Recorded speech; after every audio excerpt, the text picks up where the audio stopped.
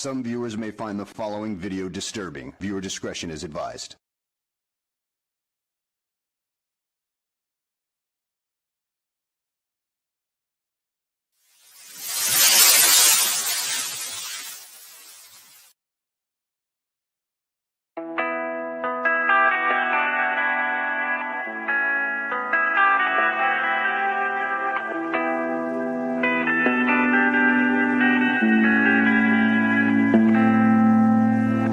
Life is harder than I like to think, but it's easy when you're by my side.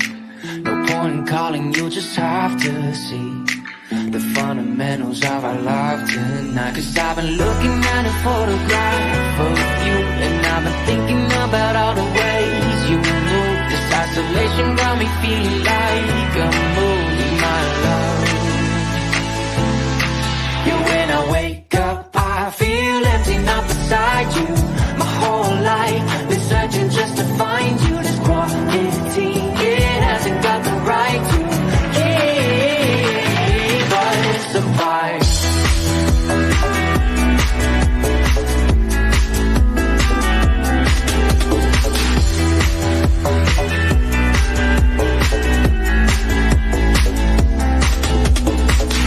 Killing time, we got nowhere to be.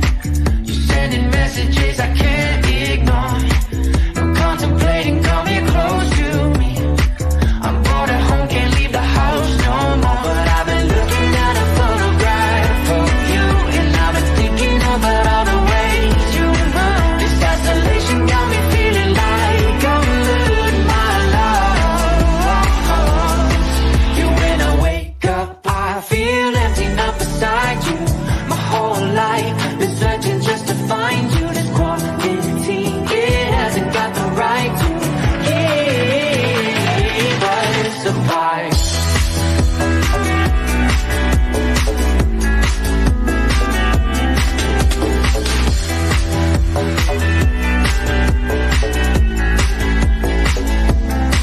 You, when I wake up I feel empty, not beside you.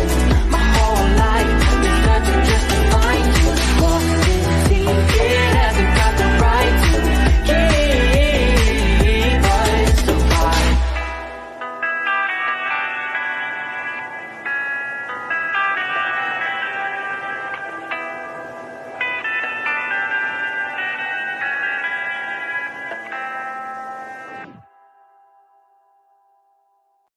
How y'all doing tonight? Hope everybody's doing real good.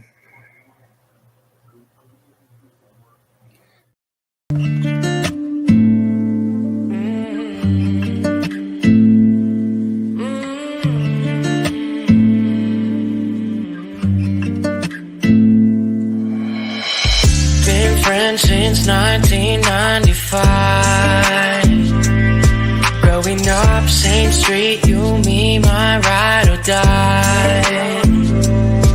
All the years they would grow us apart, yeah. Moved away, but you're still in my heart, yeah. Call you up, how you been? Can we play and rewind? Yeah, those other guys are true. They don't care, no, like I do. I've been waiting on you. Oh, oh. I've been waiting on you for so long, and it's killing me to see you there with a broken heart. If you knew, I've been waiting on you. I've been waiting on you coming like a wrecking ball, crying on me, saying how they make you feel so small. When the rain couldn't get any clearer, I'm the one holding up all your mirrors, baby. Hurry up, back to me, why'd you ever move on, yeah. Yeah, you're making me confused. I'm the one that you should choose. I've been waiting on you. Oh, oh. I've been waiting on you for so long, and it's killing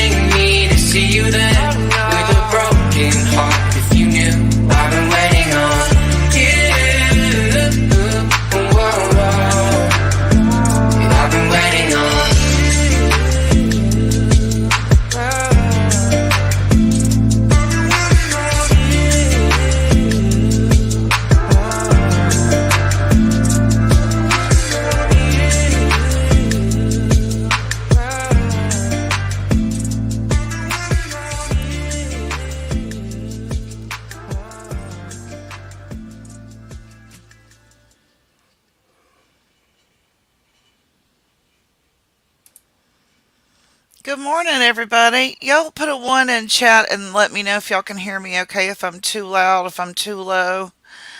Let me know if I need to turn my mic down or turn it away from my mouth. Thank you, Clancy. I appreciate that. Yeah, I thought we would get together and talk some true crime this morning. You hear me okay? Okay, I'm not too loud, not too low. Okay, do I need to turn it down? Am I too loud? Hey, hustle. Don't hassle the hustle. Okay, am I okay? Not too loud? Okay, thank you guys. All right. Okay, so if you guys remember Embassy Suites Jim Mel South, she follows me and I follow her. And I woke up this morning and ever since I played something she shared, it's been on my mind, along with some other um, cases that came to mind with all this happening. So I wanted to play this real quick, and y'all give me your opinion on this. I guess vision, premonition, whatever. Tell me what you think of this. This is regarding Sean Diddy Combs. Opinion, the MDMO podcast. I'm your host. Thank you for joining me for a quick but brand new episode. If you're a new passenger and you're curious to know more about me, just check the description box. You know, every news station you turn it on, they are talking about the Sean Combs raid that happened actually yesterday, Monday, March 25th, 2024. And I'm watching the situation. I'm reporting on it as well. But I wanted to tell you what I think Sean is going to do. A lot of you know that I worked with abused populations for a Trigger number of warning. years, for close to 2 decades. In the Trigger last 8 warning. years of my career, I was an investigative interviewer. I've sat down and talked with people who were pedophiles. And there are some certain characteristics that they all have, okay? People like Sean Combs, if everything that we've read in these lawsuits, these civil lawsuits against him are true, and of course we believe they are, I personally believe they are, then he's no different than the next pedophile, even though he's rich and he's famous, okay? So let's just kind of really quickly review what happened yesterday when his homes, 2 of his homes in the U.S., one in Miami, one in L.A., were raided. Diddy's homes in Los Angeles and Miami were raided by Homeland Security, and everything we're hearing is this is in connection with the human trafficking, the sex trafficking allegations that have been made against him in the various civil cases. This is more than we should look into this. They had to get a search warrant, which means that they had to convince a judge that there was probable cause to So there believe had to have been that there was ample indeed sex trafficking, human trafficking. evidence So for this them is to not even just a probe. get a This federal is warrant presenting to do the evidence search. to a federal judge saying, we have probable cause to believe Diddy is involved in human trafficking, and as a result, warrants got issued in both Los Angeles and Miami. So that's how serious this And they is took right now. his sons into Now, custody, this I is no believe. joking matter. So I personally believe this is her that he is opinion. going to take himself out. Okay, now y'all heard what she just said. Y'all tell me what y'all think of what she just thinks. And I'll tell you my opinion.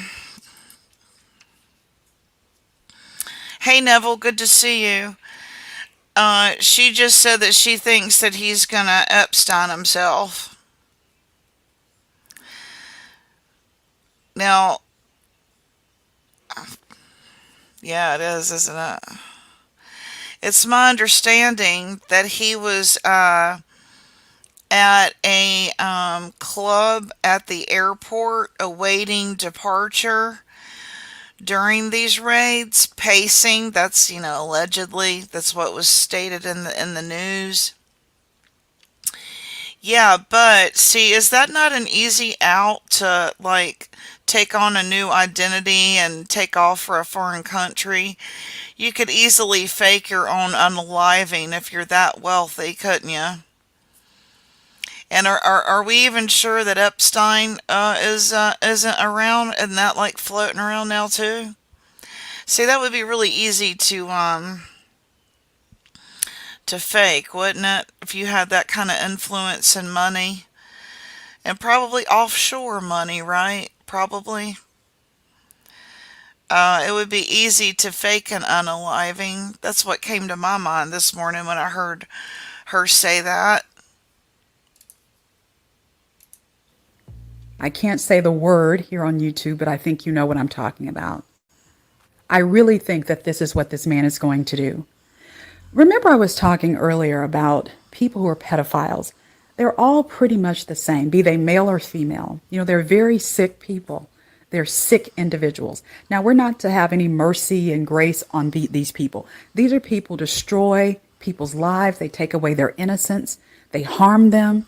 Okay? These are the lowest of the. Now, Cat Williams has got more security. This is only the beginning. See, I'm thinking that sure would be an easy way to take on a whole new identity, wouldn't it? To pretend that you fake your whole unaliving. Wonder if that was the plan. I don't know. I don't think someone that arrogant and holds himself to such a high regard is going to unalive himself. It's too much self-love. They think they're so much more important than the average person. So I don't know. I just don't see that happening. What do y'all think?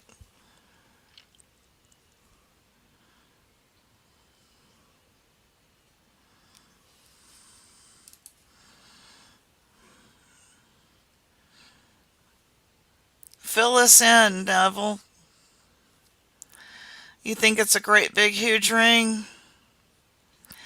Now, do you think that there's anything like that that happens here on YouTube? You think there's such corruption like that that happens here on YouTube that pays people to push agendas and silences people that don't bop their head back and forth like a bobo dolly, like a bobblehead?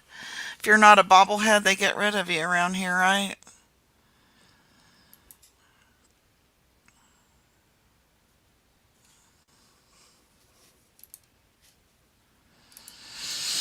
Okay, we'll talk about some other true crime news if you want to. It's no biggie.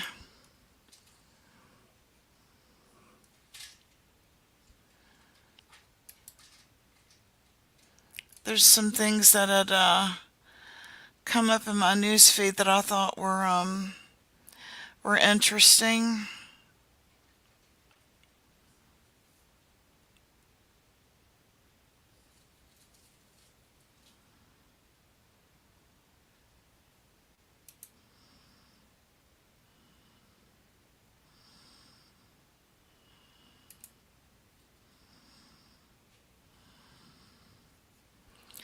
Hold on a second. I just had some messages to respond to. Sorry about that.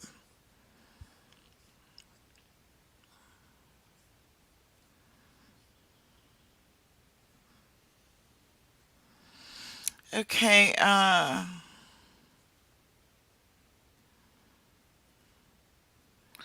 Do y'all remember a while back I told y'all that I wanted to oh, hold on. Let me see what Neville is saying here before I go to that.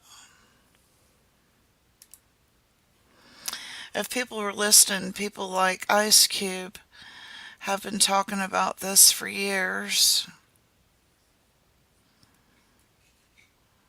Corruption. Corruption and Hollyweird, right?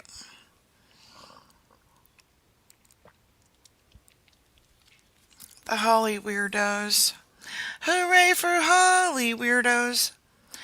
You knew something could be going on, the amount of girls that show up for music videos.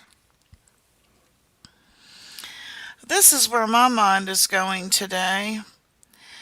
If they are implicating his son too, how old were his sons?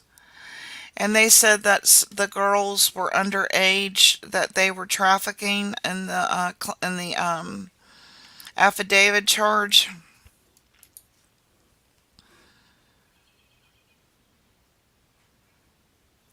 If he throws his sons under the bus and says he doesn't know what was going on, I don't know. I'm seeing all kinds of outs being given here.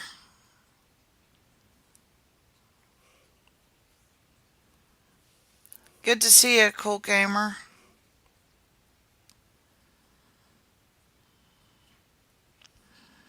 Prayers out to Kim that she feels better today.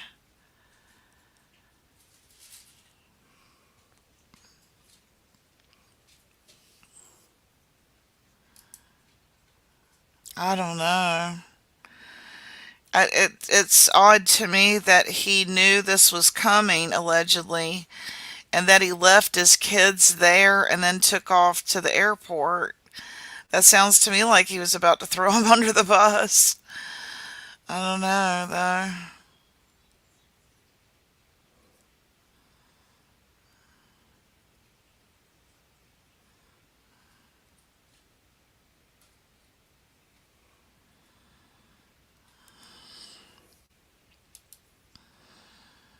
It's big when Homeland comes. I know, right? Homeland Security. Right? Yeah, I know, right?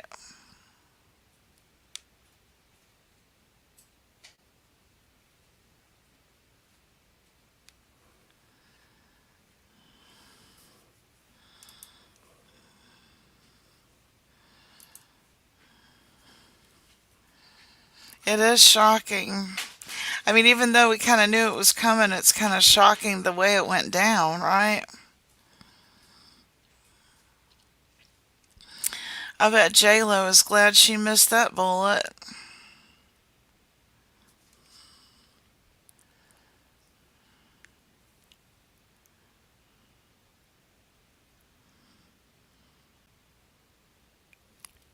Ouch.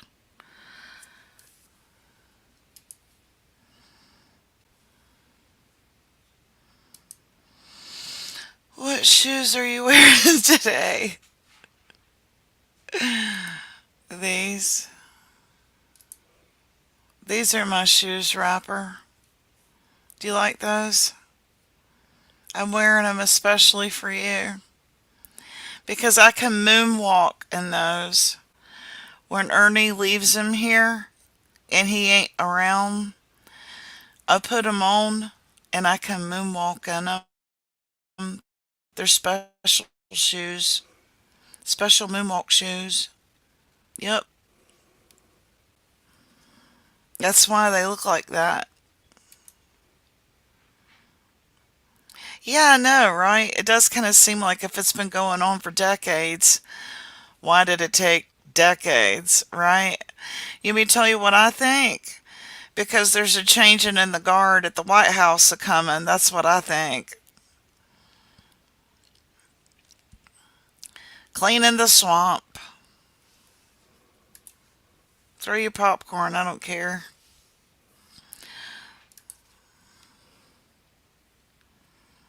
I'm going to share with y'all some stories out of Gaston County, North Carolina. They tend to have really horrible crime that comes out of there. And that being the city where my daughter lost her life, I like to put emphasis on the crime that comes out of that city. And this kind of goes along with DA. His long-term girlfriend who was sort of the catalyst to all of these charges. So I'm going to share with you guys. Hold on a second, my husband's being loud. Let me see what he needs.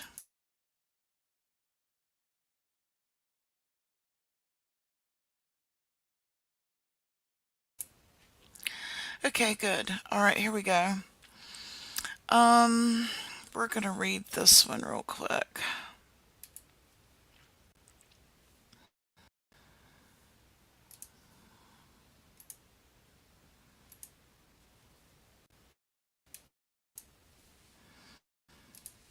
I want you to hear this.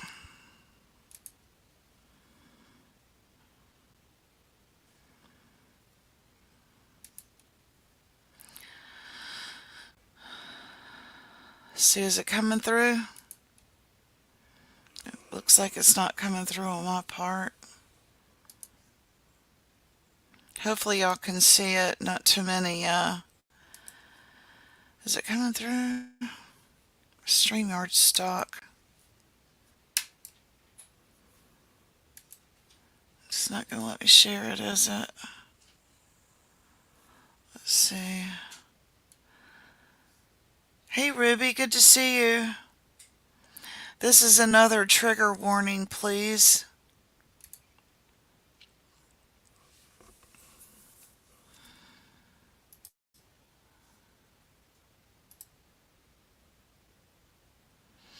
I'm going to read part of this story to you guys, and then I'm going to read another story, and then I'm going to read another story out of this town that people say I'm too, why are you so paranoid about that town? Well, I'm going to tell you why. This is just some of the bullshit stories that come out of there.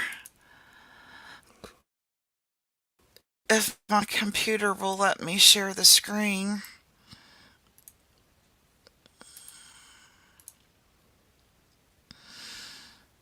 Can y'all see it? Is it showing?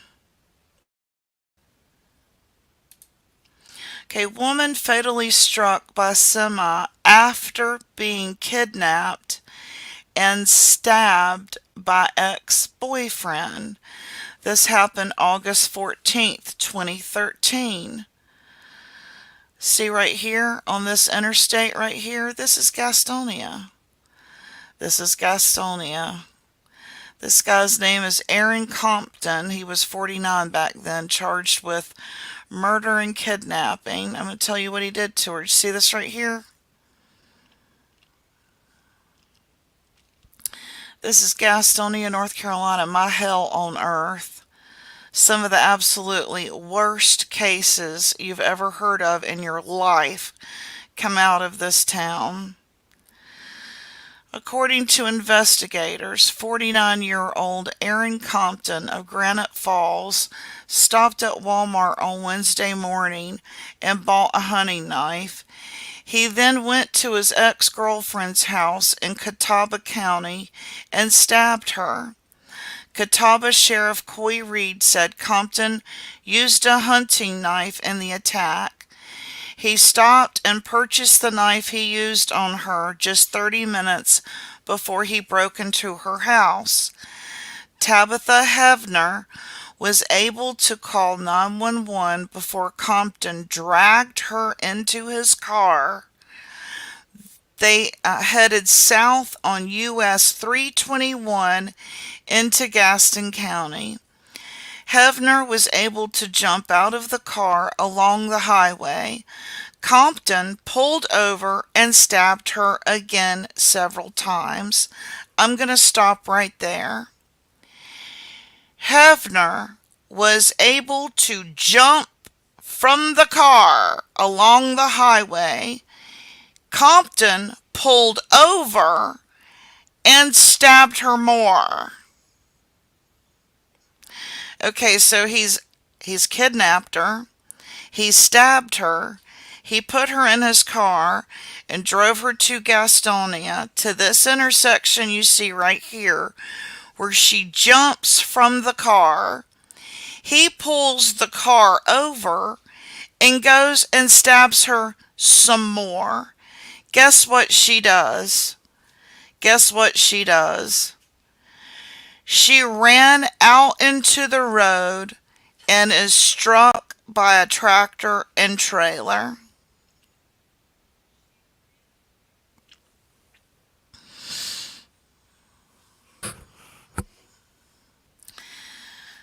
Okay, he turned himself in to investigators. He is being charged with murder, first-degree kidnapping, and first-degree burglary. She did not make it. Okay, Hebner's neighbor, Tanya Biddix, told WBTV she did not hear anything suspicious this morning. She was shocked to learn what happened. It is a very quiet street. I've been here 11 years. Nothing like this has ever happened. It just rattles me to my core, she said. WBTV also learned Wednesday Compton was a registered sex offender in the state of North Carolina.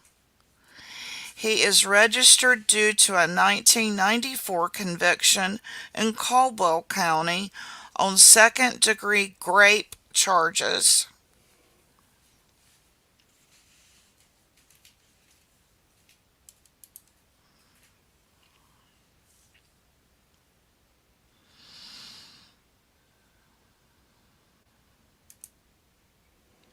Have you seen the collapse of the Baltimore Bridge this morning? A ship went straight into the support.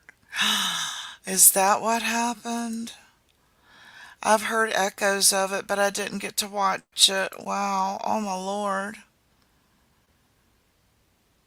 Yes. This is horrific. There's more. There's more. This is just one of the cases because we were talking about Pdiddy and domestic violence and sex trafficking. Listen to another story. This is out of this town that everybody says, "Why do you say it's so bad?" Because it's bad. Because it's bad. Okay, let me show y'all one more here. Actually, I'm going to show you two more. This is the town that I go on and on about being my hell on earth. Gastonia, North Carolina.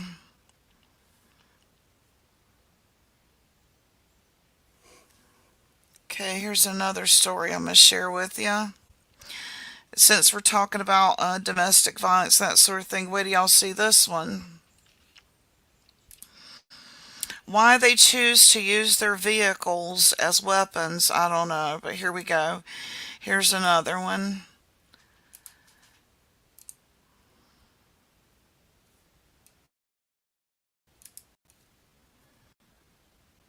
This man right here. Police looking for 29-year-old man accused of throwing his ex-girlfriend from his truck and then running over her, who was pregnant at the time. The woman, Sunshine Brown, is the mother of his 5-year-old son. Now, this happened back in 2014. Let's see, the unborn child is doing well, but doctors tell her that she may miscarry. It's a waiting game to see how the baby. I don't know what happened. I do know that she moved away and changed her name. Brown was admitted to Caramont Regional Medical Center in Gastonia, where she stayed for several days. I can hardly walk, she said.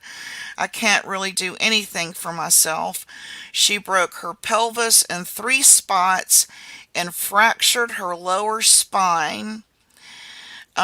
She's urging him to turn himself in. I think he needs to pay for this. I'm having to pay for it physically. I think he should have to pay. The same sergeant that was in my daughter's case is in this one.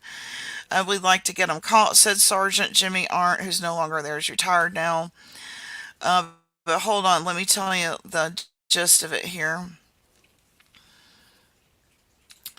Let's see. Police are asking for anyone, blah, blah, blah, blah. The fight turns violent. Manhunt starts. It all started when the two began arguing at the Quick Trip gas station on East Long Avenue, February 21st, 2014. The fight turned physical when Brown and Reinhardt punched her in the mouth. He punched me from his vehicle. I caught myself on the door, and then he hit the gas, knocking me loose, and I hit the ground.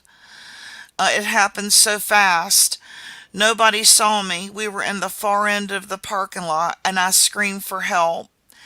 Brown managed to get her cell phone out and call 911. They started the manhunt, bringing out dogs and assistants from county police to look for him. He ran over her, pregnant.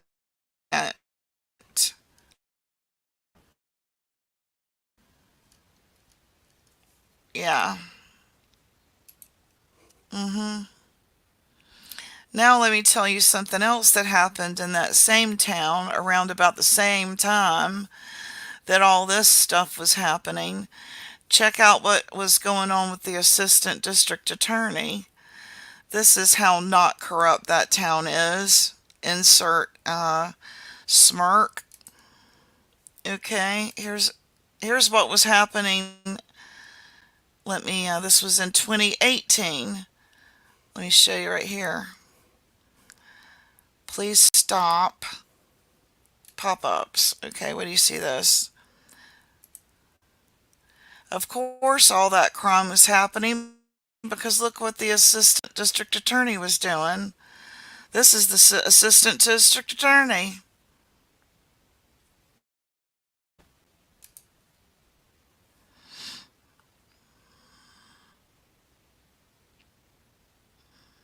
Is it coming in?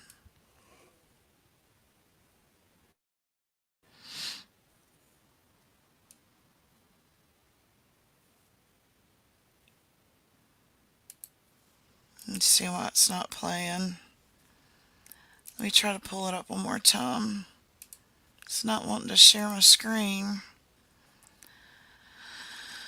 Hang on, let me get to it again.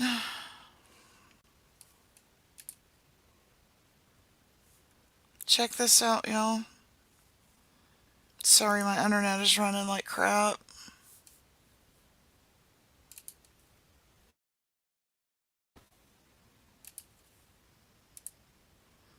And we just got new internet, and that's something. Because God hates me. Is it coming through? Let me give it time to load.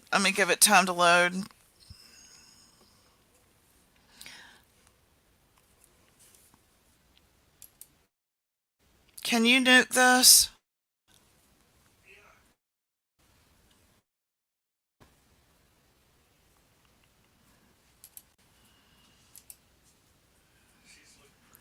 I don't understand why it's not letting me share my screen today.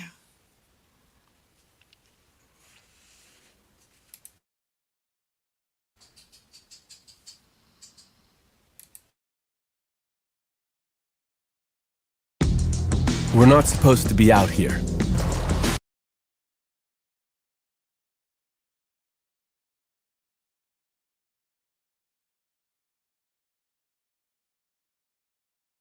Tonight, a prosecutor finds himself on the other side of the law facing felony drug charges. Waxhaw police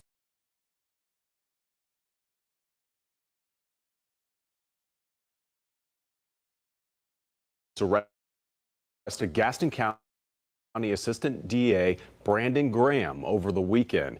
Officers say he was filled with heroin and meth on him. NBC Courthouse, Brandon, will he be allowed to prosecute cases? Well, Fred, what's interesting, he actually had a trial scheduled for this week on the docket, but now Gaston County District Attorney Locke Bell tells me he will not be prosecuting any cases while these charges are pending.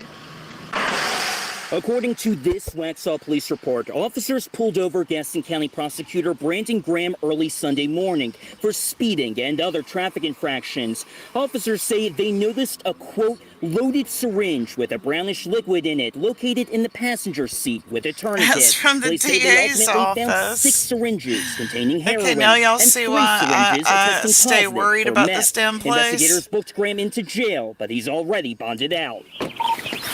His arrest comes less than 2 weeks after Catawba County deputies arrested Sandra Baumgartner for felony drug trafficking within 1,000 feet of a park. She's the wife of the town of Maiden's mayor pro tem, Max Baumgartner Jr. At the time, Sheriff Coy Reed told me drugs don't discriminate. It affects everybody, you know, from poor to rich to people with jobs. It doesn't matter. Gaston County District Attorney Locke Bell declined my request for an interview, stating only that Graham will not be bet he prosecuting did. any cases while these charges are pending.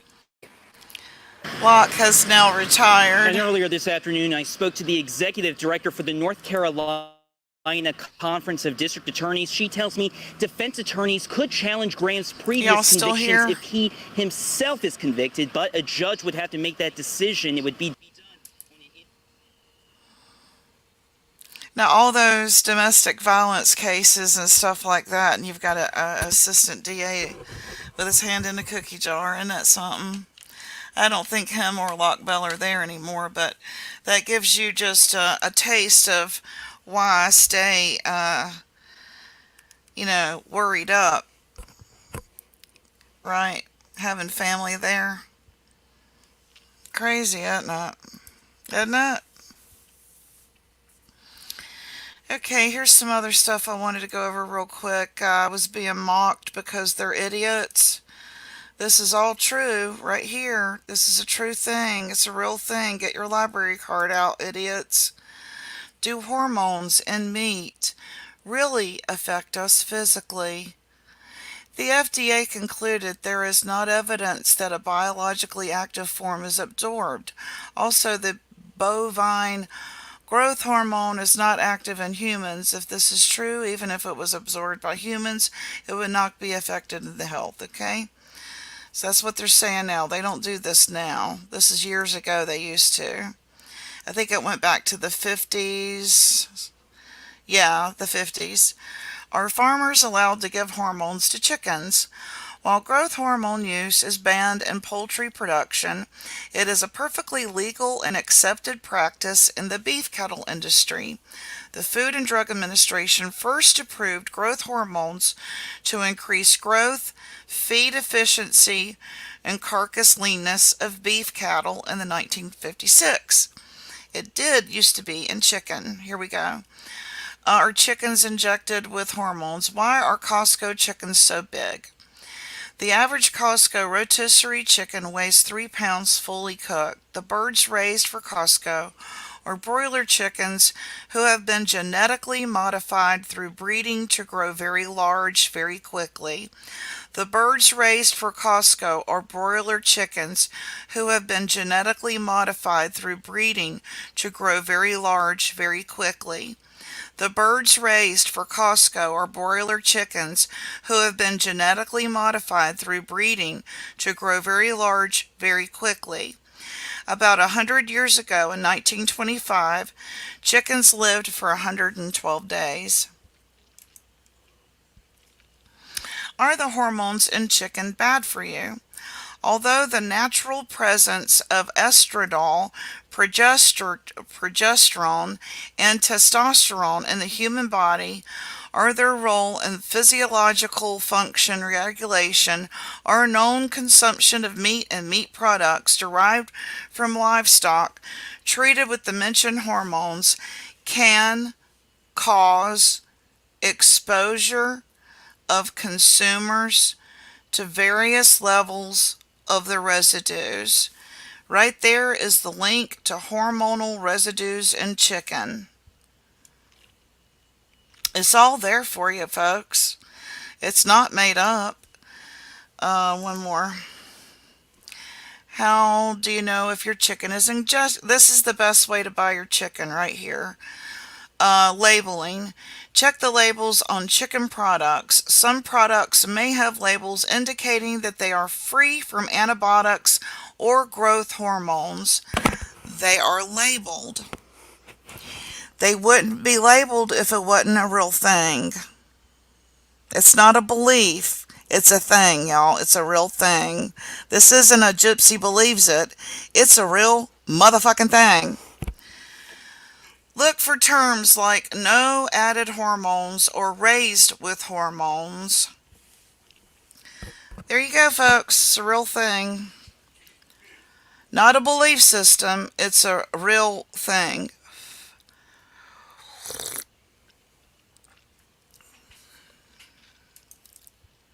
It causes things like polycystic ovarian syndrome, facial hair, hair loss. How many more times do I have to prove that this is a real thing? It's not a belief system, it's a real thing. Thank you, Crazy Chicken Lady. Bark, bark. Thank you for appreciating my chicken emoji stickers.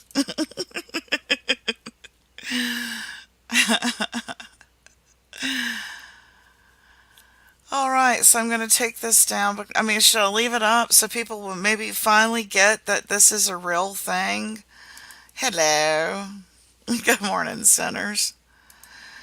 Maybe, yeah, absolutely. Well, it's a lot of things, to be honest with you, Crazy Chicken Lady. What I've been sharing with you lately is we are becoming insulin resistant. We've got too much sugar in our diet, and it's causing our hormones to be all out of whack. So if we can hone in on our sugar consumption to like almost none, it would really get our bodies back in what we're supposed to be, you know. And it's killing our liver function. Our sugar consumption is killing our liver function. And that's why I was sharing with you liver health tips last night.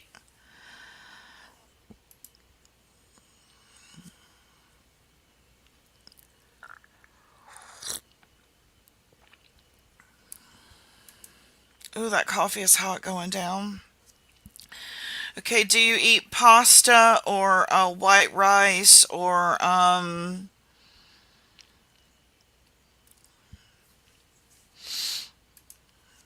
it can cause eczema. It can cause dandruff. Too much sugar can cause you to have yeast, candida. It can cause foot fungus. Too much sugar. Yeah, I already bought some turmeric too. Yeah. Now, if you do pasta, do wheat. Don't do flour. Brown rice and brown pasta is the only way to go. Yeah. And because we're becoming insulin resistant. You're right. It absolutely is. Turmeric. Yes, it sure does.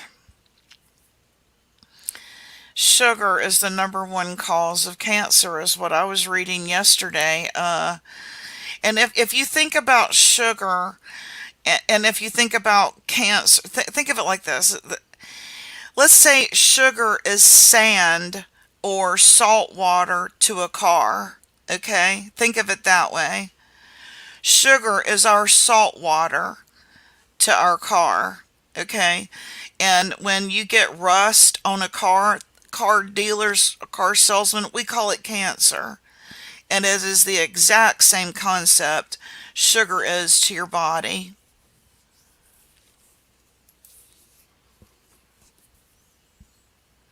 Tell us about sea moss, Crazy Chicken Lady. I'd like to hear about this.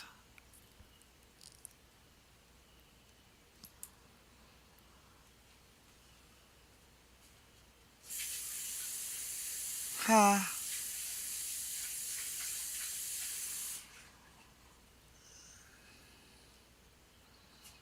Yeah, my husband is a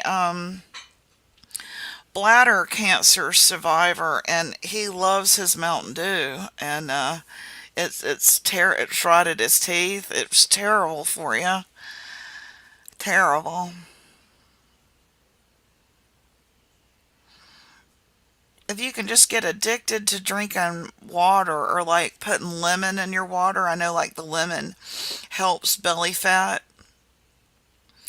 So I always try to get lemon water or lime flavored water. And so I look at soda now as it's killing me. I really do. I look at soda like that's killing me. That's making my middle big, and it's putting pressure on my heart. It's putting pressure on my bladder, on my spine. And I got to give it up. I got to give it up. And every time I give up soda, I drop weight fast, and I feel so much better. It's just I've gotten addicted to it again. I know it's sugar. I got to give it up. Got to give it up.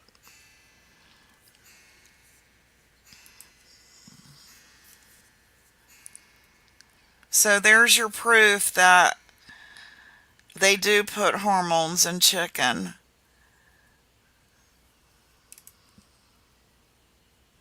Fought cancer twice. I don't eat sugar. Sugar substitute, which is worse than sugar.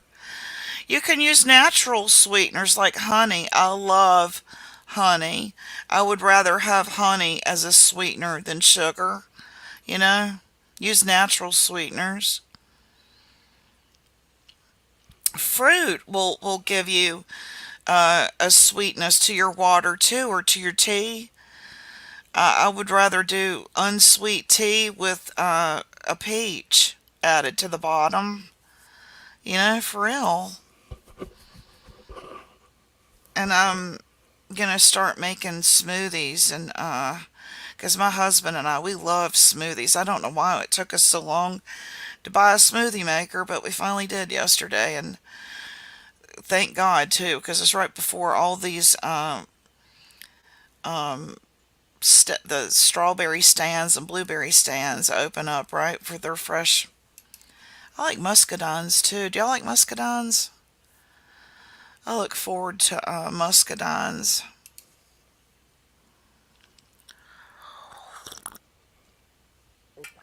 So when you go to your we go to the butcher way out in the country. We go from farm to butcher to my frying pan. I don't go to the supermarket and buy my meat anymore. I don't. I don't know where it's coming from. You know what I mean? But when I ride out to my buddy in Elkin in Jonesville, North Carolina, Combs Butcher Shop, and I know, right? And I tell him how I want it cut, and he cuts it just the way I like it. Do you really? That's awesome. I love green tea. I want a recipe. That's really good for you, crazy chicken lady. Do you really? I want to grow muscadines. We've got a fence right here where I live, and I think it would be awesome to have muscadines on it. Are they hard to grow? Is it like growing grapes? Just pretty, fairly simple?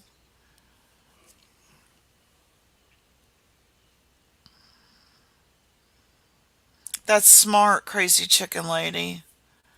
Well, there's other things that you could eat that's like chicken, so you don't have to eat your chickens. That's wild. Um, they say squirrel is just like chicken. But it is hard to eat animals when you live on a farm, crazy chicken lady. I understand that. You gotta go to the grocery store just to buy strangers, right?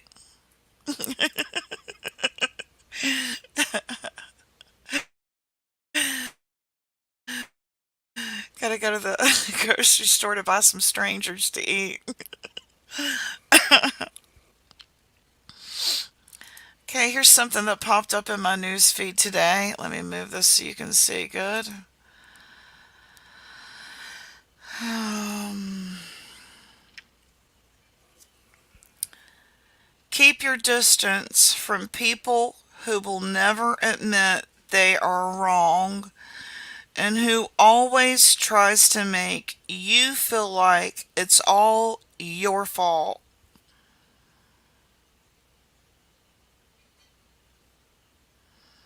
This is my advice for today.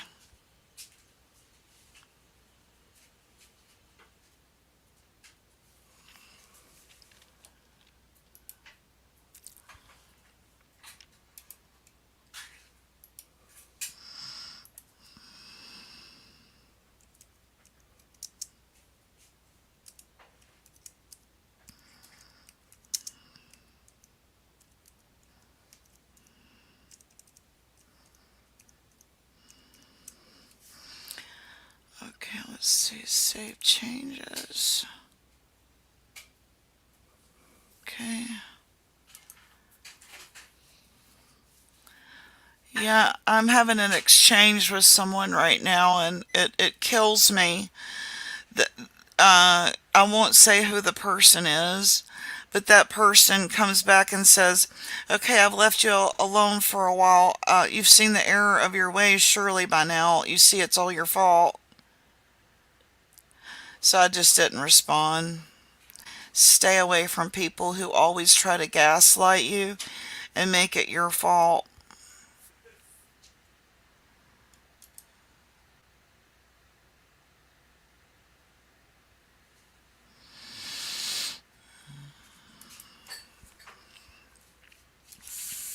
I would like to get them from the wild, probably out in the country. Not that I don't trust nurseries, but you feel me? Everyone's trying to slip you some hemlock in with your soul.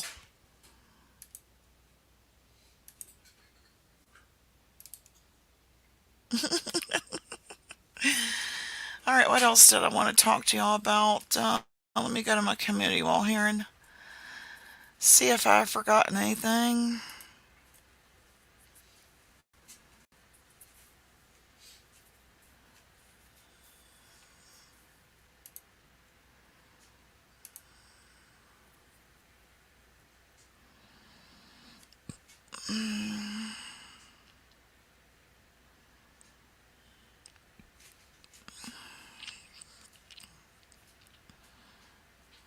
Here's another, well, I guess it's just neither here nor there.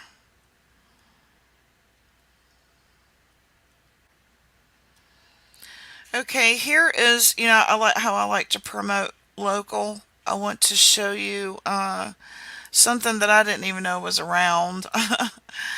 A man by the name of Paul Senior was a gentleman who owned a couple of car dealerships in a neighboring town called Kernersville, North Carolina.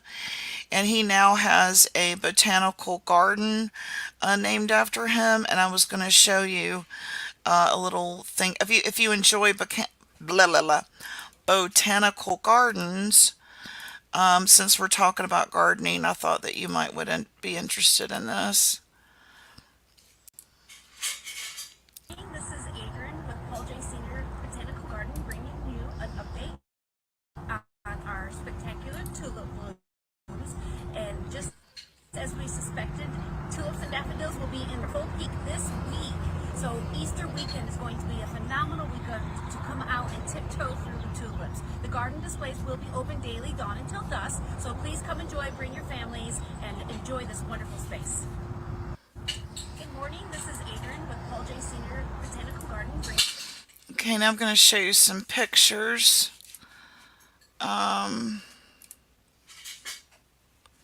Hopefully y'all can still see this. Can y'all see this okay? This is Paul Senior Botanical Gardens, Kernersville, North Carolina. Can y'all see it okay?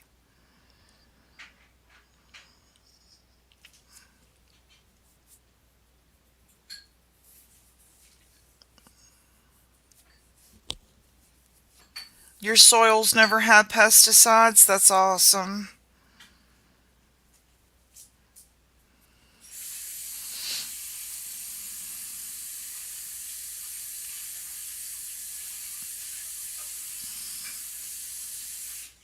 Aren't these pretty?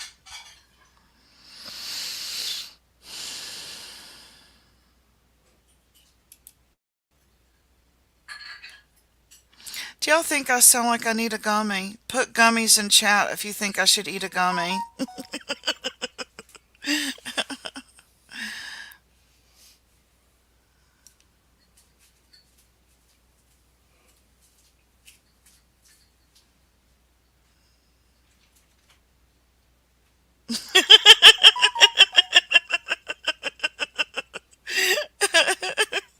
All right, all right, all right.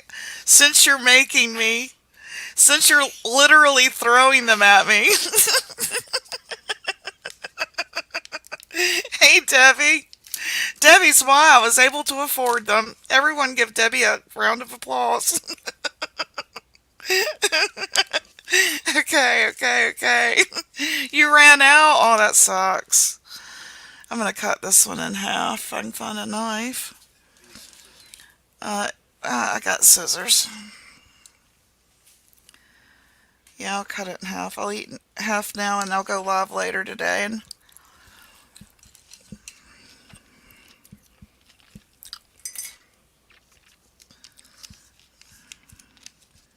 thank you, honey.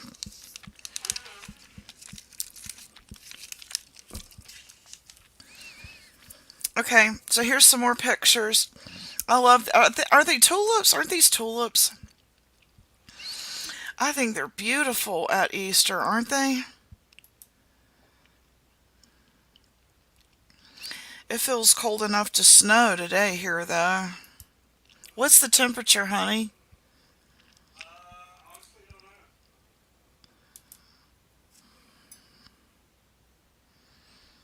All right, I ate some gummies.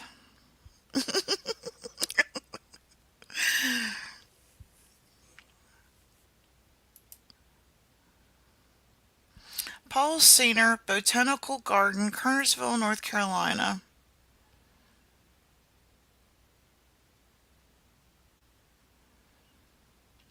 We live in the coolest damn town. Check this out. Basic sketching techniques with Jennifer Edwards.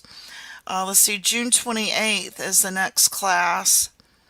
Look at this for 12 bucks. Class meets at 10 a.m. on the patio terrace.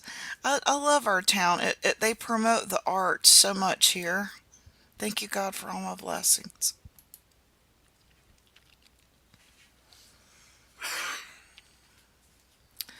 Okay, let's see. Discovery Garden Summer Camp.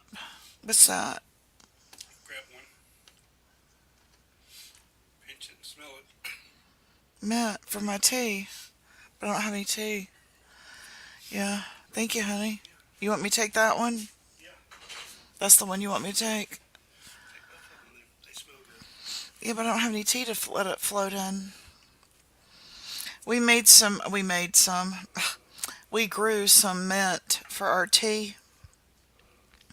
For my belly. Because I got belly problems. And this is a pretty neat little summer camp for kids.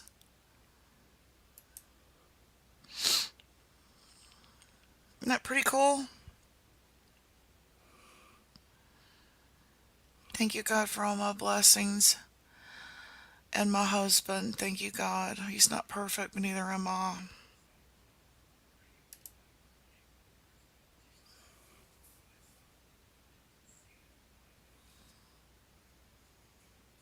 Mint is excellent for the tummy. I like to put it in my tea and smell it on my fingers for, what is it, aromatherapy? Yeah, aromatherapy.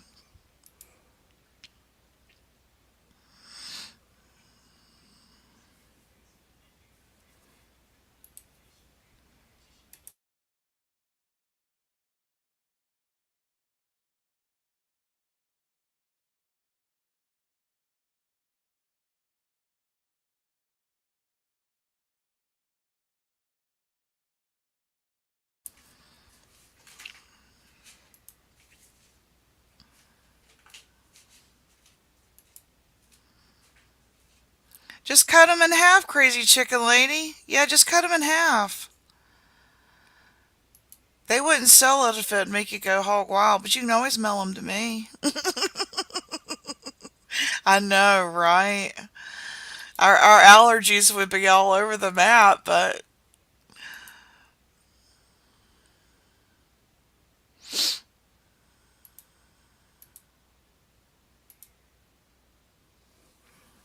I love botanical gardens like this. It's just therapy if you can, go alone and you're not with somebody that's going to annoy you.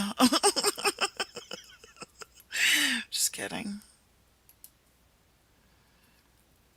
Now, this to me looks like honeysuckle, but I know that it's not. But to me, it looks like honeysuckle.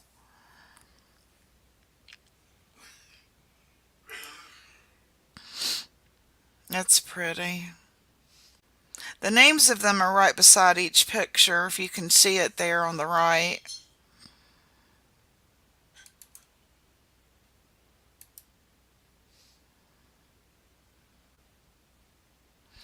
Edgeworthia is this one. Oh, isn't that pretty? That would be nice to have a wedding. I'd love to watch someone fall in love and have a wedding.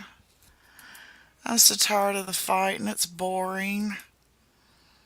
Can y'all tell I've gotten bored here?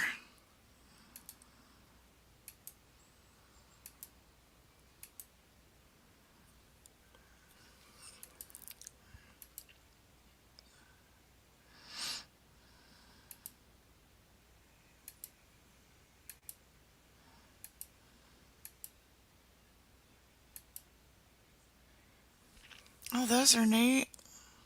How tall? I wonder how tall those are. I love plants.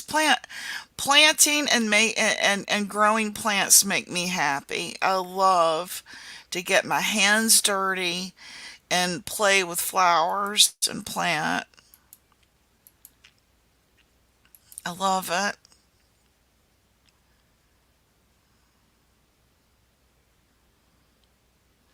I'll send you my address then. Watch me. I'll send it to you right now. Everybody's got my address. Don't they, honey?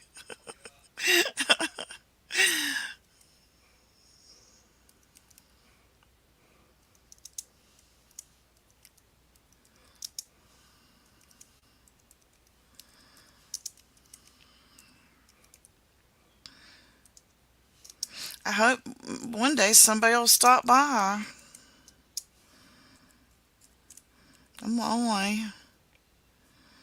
I put my address on here one day on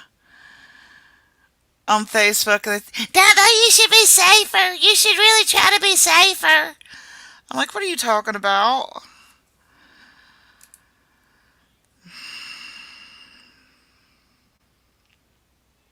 Not our Jody.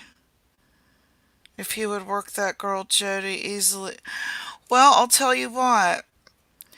Guess who he has been talking to? Uh, my sister messaged him and he likes my sister now. So I don't know. Kim didn't want to do the dinner tonight. So I don't know how that's gonna go. I just canceled it. She didn't really want to do the dinner, so I canceled it. I know she's feeling really bad. I think she's sick, plus she just, wasn't feeling it the other night. So I went ahead and canceled it, let her rest. Send prayers her way. Here's some more. The stalks of these are so healthy looking. Well, she's so shy, and the trolls are relentless here, so I don't know. They might do it behind the scenes.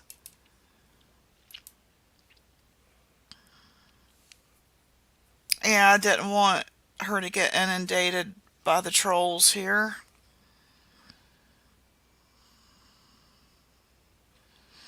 Might be. I don't know. We'll see. He said if she had been there that night, he would have chosen her. So, yeah, we'll see.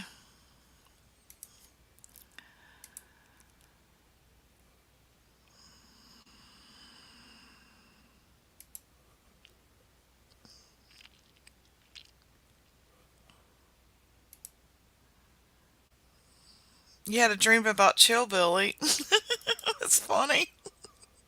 Is that what that says? I've had some funny dreams like that here. I told you about the one where I dreamt that I was smoking a bong with or a blunt with BK and Brad.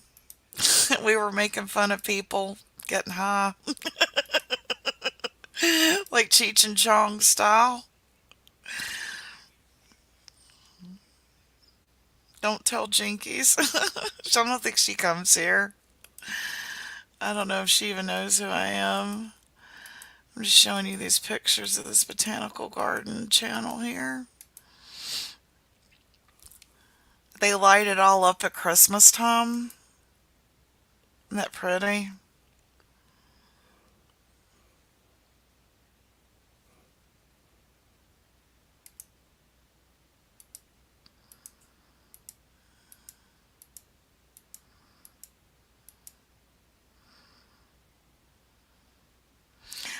I can't even believe these are real. They almost look plastic up close.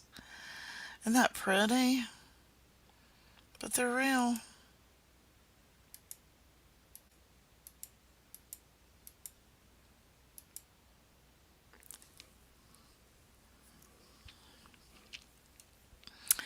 Well, I hope y'all enjoyed that little extra. She wouldn't care. That's funny.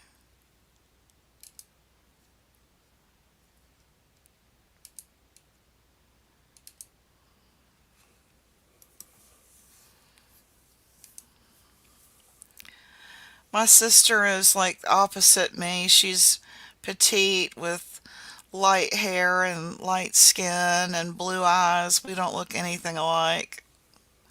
She takes after my mom and I take after my dad. And if you watch my intro outro, you'll see my mom and dad. My sister's in one of those pictures.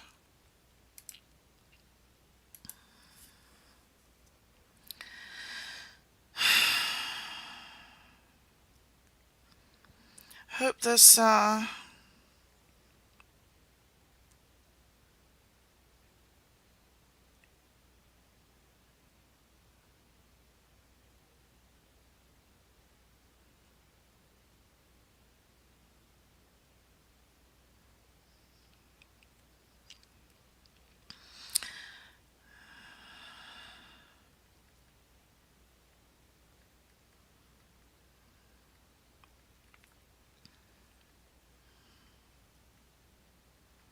I'm asking her if she wants to do the dinner date. I'm asking her if she wants to do the dinner date. We'll see. Yeah. Yeah, I just asked her if she wants to do the dinner date.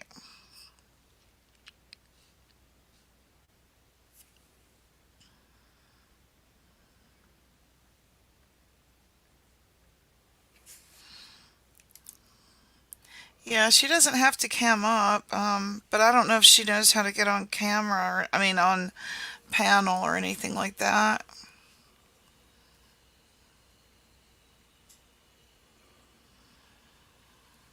If they're gonna do it, I need to set it up though.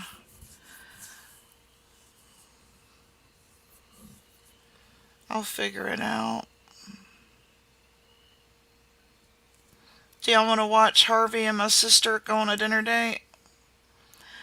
Since Kim's sick.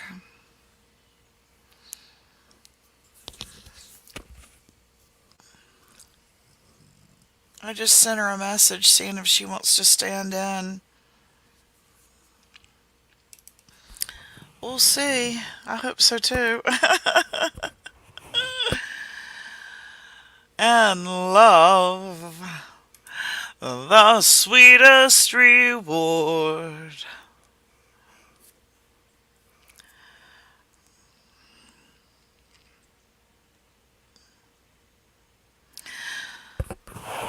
The love boat soon will be making another run. The love boat.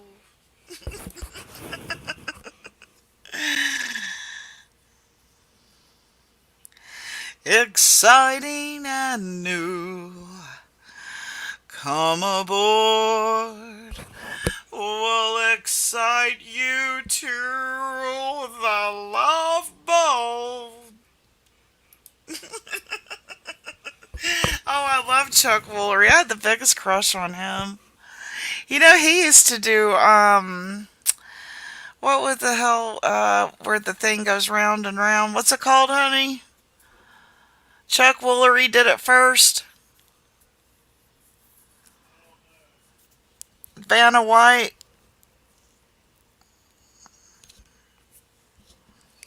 What's Vanna White on? Hey, Alicia, good to see you. I don't have a clapper anymore, so I'll just ring my bell at you. Good to see you. Good to see you. Yeah, maybe I can get them to come eat dinner in front of us. And we'll tell them what to say, and yeah, we'll try, right? All we can do is try. It's always so good to see you. Hey, country girl, good to see you too.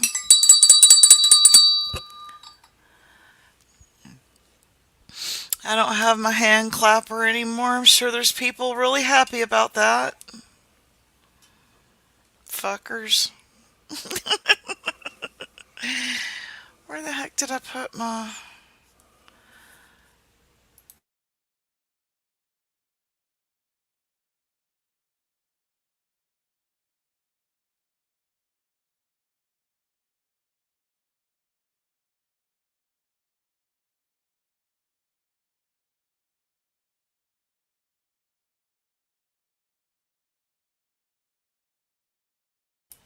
What was Daisy covering last night? I seen her live. Was she covering P. Diddy?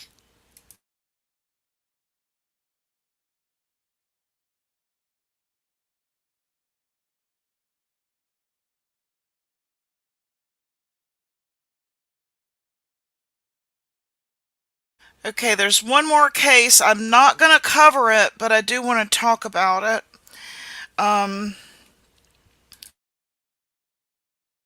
Because so many others are.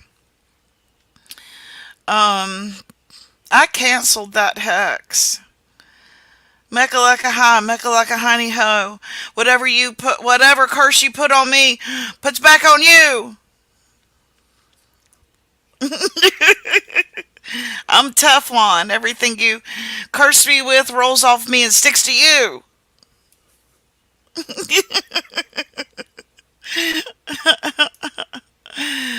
You cannot curse me.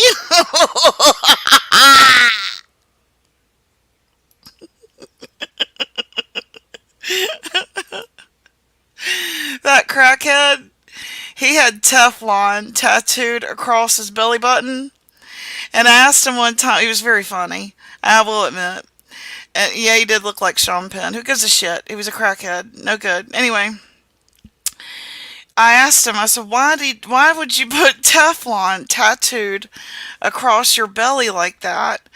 He said, because, do you know what Teflon is? Have you ever had Teflon put on furniture or fabric? I said, yeah, I used to sell furniture. I know what Teflon is. He goes, well, you ever spray it with something? If you pour a drink on it, it rolls right off, right? I said, yeah, I see where you're going. He goes, well, anything you do to me rolls off me and sticks to you. I went out with him after that, y'all. I was desperate, wasn't I? I was feeling bad about myself. I don't know if that was his come on line, but it got me. I thought it was witty.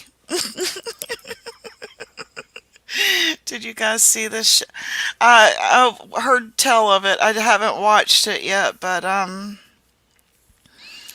someone came in and mentioned it to us. I haven't gotten to watch that yet. But let me ask y'all real quick about the parents of Sebastian that were interviewed on Nancy Grace yesterday. Did any of you guys see Nancy Grace in any of that interview?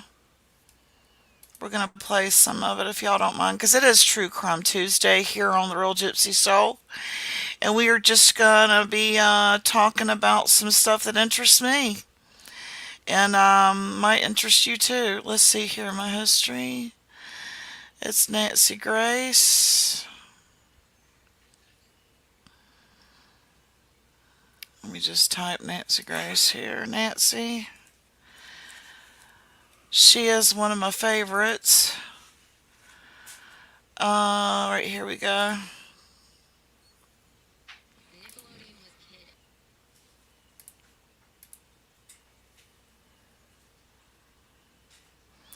We will watch some of this.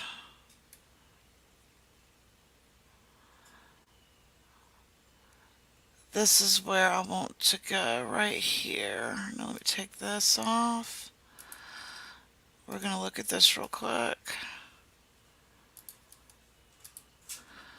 All right, y'all ready for this? Trigger warning, please, in chat. Chris Proudfoot, did you also go to bed at midnight or before? She asks the tough Straight questions. back to when Sebastian goes missing. Miss Proudfoot, I understand that the day before, which if I've got the information correct, that you got, you said BJ's where he had a quote colossal popcorn. Then you Yes, came ma'am. home that night, and around 9 p.m., you tell Sebastian to go to bed. He says okay and goes to his room. Is that correct? Yes, ma'am. That night, I understand from previous statements you've made that you went to bed around midnight. Is that correct? It is. And to you, Mr. Proudfoot, Chris Proudfoot, did you also go to bed at midnight or before or after? No, ma'am. We went to bed around the same time because we were on the phone together. And He was not home. please excuse any of my questions. I'm simply trying to find out more about that night. Do you two sleep in the same bedroom? He wasn't actually in the home at all that weekend. Christopher You were wasn't. not home. No, ma'am. Okay. So where were you, Mr. Proudfoot? He just said they went I to was bed at the same in time. Memphis, Tennessee. He just said they went How to far bed at away the is same that? time. 3 hours and 37 minutes from doorstep to doorstep. And what were you doing in Memphis? Working. Everything's got a Tennessee work? connection. I'm currently working, or was working, at the St. Jude Children's Hospital construction project. Oh, you do? Really? Yes, I'm very Well, we familiar. can with make St. that Jude's. happen. You said you were working there. Are you no longer working there? I'll work on that, Debbie. Right now, that's up in the air. So Well, you've been gone ever since Sebastian went missing. So I understand. When you are home, do you two sleep in the same bedroom? Yes, ma'am. Yes, ma'am. Is this a 3-bedroom home? Yes, ma'am. Where is your room as it relates to Sebastian's room? It's on the opposite end of the house. The master bedroom's on one side, and the other two bedrooms are on the other Nancy side of the Grace asking the hard questions, Okay, ain't she? so your master bedroom is on one side of the house and Sebastian's room is on the other side of the house. Is that correct? Their mind ain't Yes, as quick as Okay. hers. Now, you have a third bedroom that I believe you keep for your other daughter. Is that correct? Yes, ma'am. It does look like they're in something like that, doesn't it? Is that Faith? Is your other daughter named Faith? I don't know. Yes, ma'am. Or maybe a cubicle. Okay. So where is Faith's bedroom as it relates to Sebastian's bedroom? It's in the back side of the house. Sebastian's bedroom is So in the it's- front side of the house. Okay. So his bedroom is away from Faith's bedroom and away from your master bedroom. Is that correct? Yes, ma'am. Is Sebastian's room on a top floor or a ground level?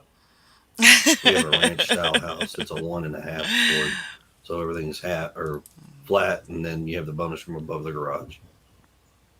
Okay. So his is on ground floor, right? Yes, ma'am. Yes, ma'am. Okay. That morning, was there any sign of a break-in through a window, a front door, a back door, a sliding glass door, anything at all? No, ma'am. Okay. No sign of forced entry. Was anything taken from the home at all? Not that we could find anything. We couldn't find anything missing. I want to circle back to Sebastian's shoes regarding if anything was missing. Do you have a burglar alarm? No, ma'am. Do you have a Ring doorbell cam? No, ma'am. Okay. Have the two of you taken a polygraph? Here we go. Listen. I have. I have not. Would you be willing to? I've offered and volunteered on many occasions to take a polygraph, and I was told directly by law enforcement because of my whereabouts, I did not need one. I understand. Ms. Proudfoot, did you pass your polygraph? I did. Those questions out of the way. Was Faith in the home when Sebastian went missing? No. No, ma'am. Does anyone else have a key to your home beside your immediate family? No. No, ma'am. Wow, these are good questions. Damn. That night, Miss Proudfoot, at midnight when you went to bed, what did you do? This is his until midnight? stepdad, is that right? I had been reading a chapter that I needed to, and I had been talking to my husband on the phone. I don't know. I don't know. I was falling asleep on him, so that's when he told me it was around midnight. He told me to go ahead and put the dogs up and go to bed, and that's what I did. I got up, put the dogs where they sleep, and then I myself went to bed. Where do they sleep? They have a big pen. A pen, is it inside or outside? Inside. Do y'all know who the Inside. faith person That is? reminds me of another question. Do you guys have a motion sensor light Debbie or lights on the outside Crazy of your Chicken house? Lady? Yes, we do have lights on the outside of our house. Did they activate that night? They're not motion censored. We have lights. Were they but not on that motion night? censored. No, Okay. ma'am. Were they on that night? So the lights were out the whole night? Yes, ma'am. We don't typically turn the floodlights on. Were there any lights outside the house on at all? Just my little solar lights that we have in the garden. There's Yep. two lights on the side of the house above the garage that are on at all times. Oh, yeah, those are on. Oh, there's a light above the garage that's on at all This times? is the stepdad? There's Okay. two, yes, ma'am. Okay. So those lights were on? Yes, ma'am. Okay. The reason I'm asking is because I heard you say earlier, Mr. Proudfoot, that your neighbors have been very, very forthcoming with their Ring camera info. And I was Yes, ma'am. trying to determine if any lights were on, what, if anything, they may have caught. But I understand from your previous interviews that nothing of any evidentiary value was caught. And also, in another statement you gave, I understand that the video He of seems the shady two to flashlights, me, y'all. and I'm He's saying that with air shifty. quotes, that's And he not doesn't exactly what answer that right was away. at He all. lets her do all the We now answering. don't believe that two flashlights were observed around your home. Is that correct? You're Yes. very correct. Okay. Question regarding your vehicles. Ms. Proudfoot, what make and model do you drive? I drive He seems a shifty. Infinity SUV. And he's making her answer everything. Year? He absolutely did it. 2017. Look how he's nudging And, her. sir, what do you drive? I drive a diesel truck, Chevrolet. Year? I don't remember off the top of my head. I think it's a 2021, I think. Okay, So crazy your chicken lady. Infinity SUV was Thank parked you in for the garage or coming. outside the garage that night, Miss Proudfoot?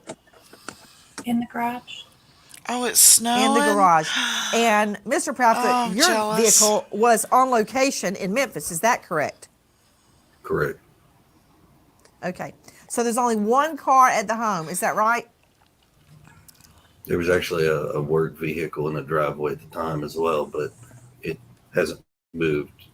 We can't give out that information because we don't have permission from her work. I don't understand that. What? About the make and model of the vehicle. I have a work van that was also parked in the driveway. Why is that? If it's out in the driveway where people can see it, why is that privileged information? We just don't have permission from her company to divulge that information. Have you asked? No, ma'am, we have not. Nobody's asked us So that that question. was- to be honest with you. Okay. So you have a work van. Question to you, Miss Proudfoot, what do you do for a living? He's turning red. I am an installation technician.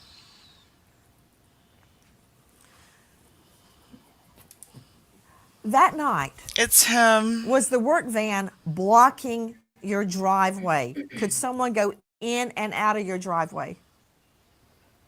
The van is parked at the back of my driveway, so someone can pull in, yes. Got it. Do you park your Infinity SUV in the garage or outside the garage? In the garage. In the garage. Good Do to see you you, have Sandy. an automatic garage door?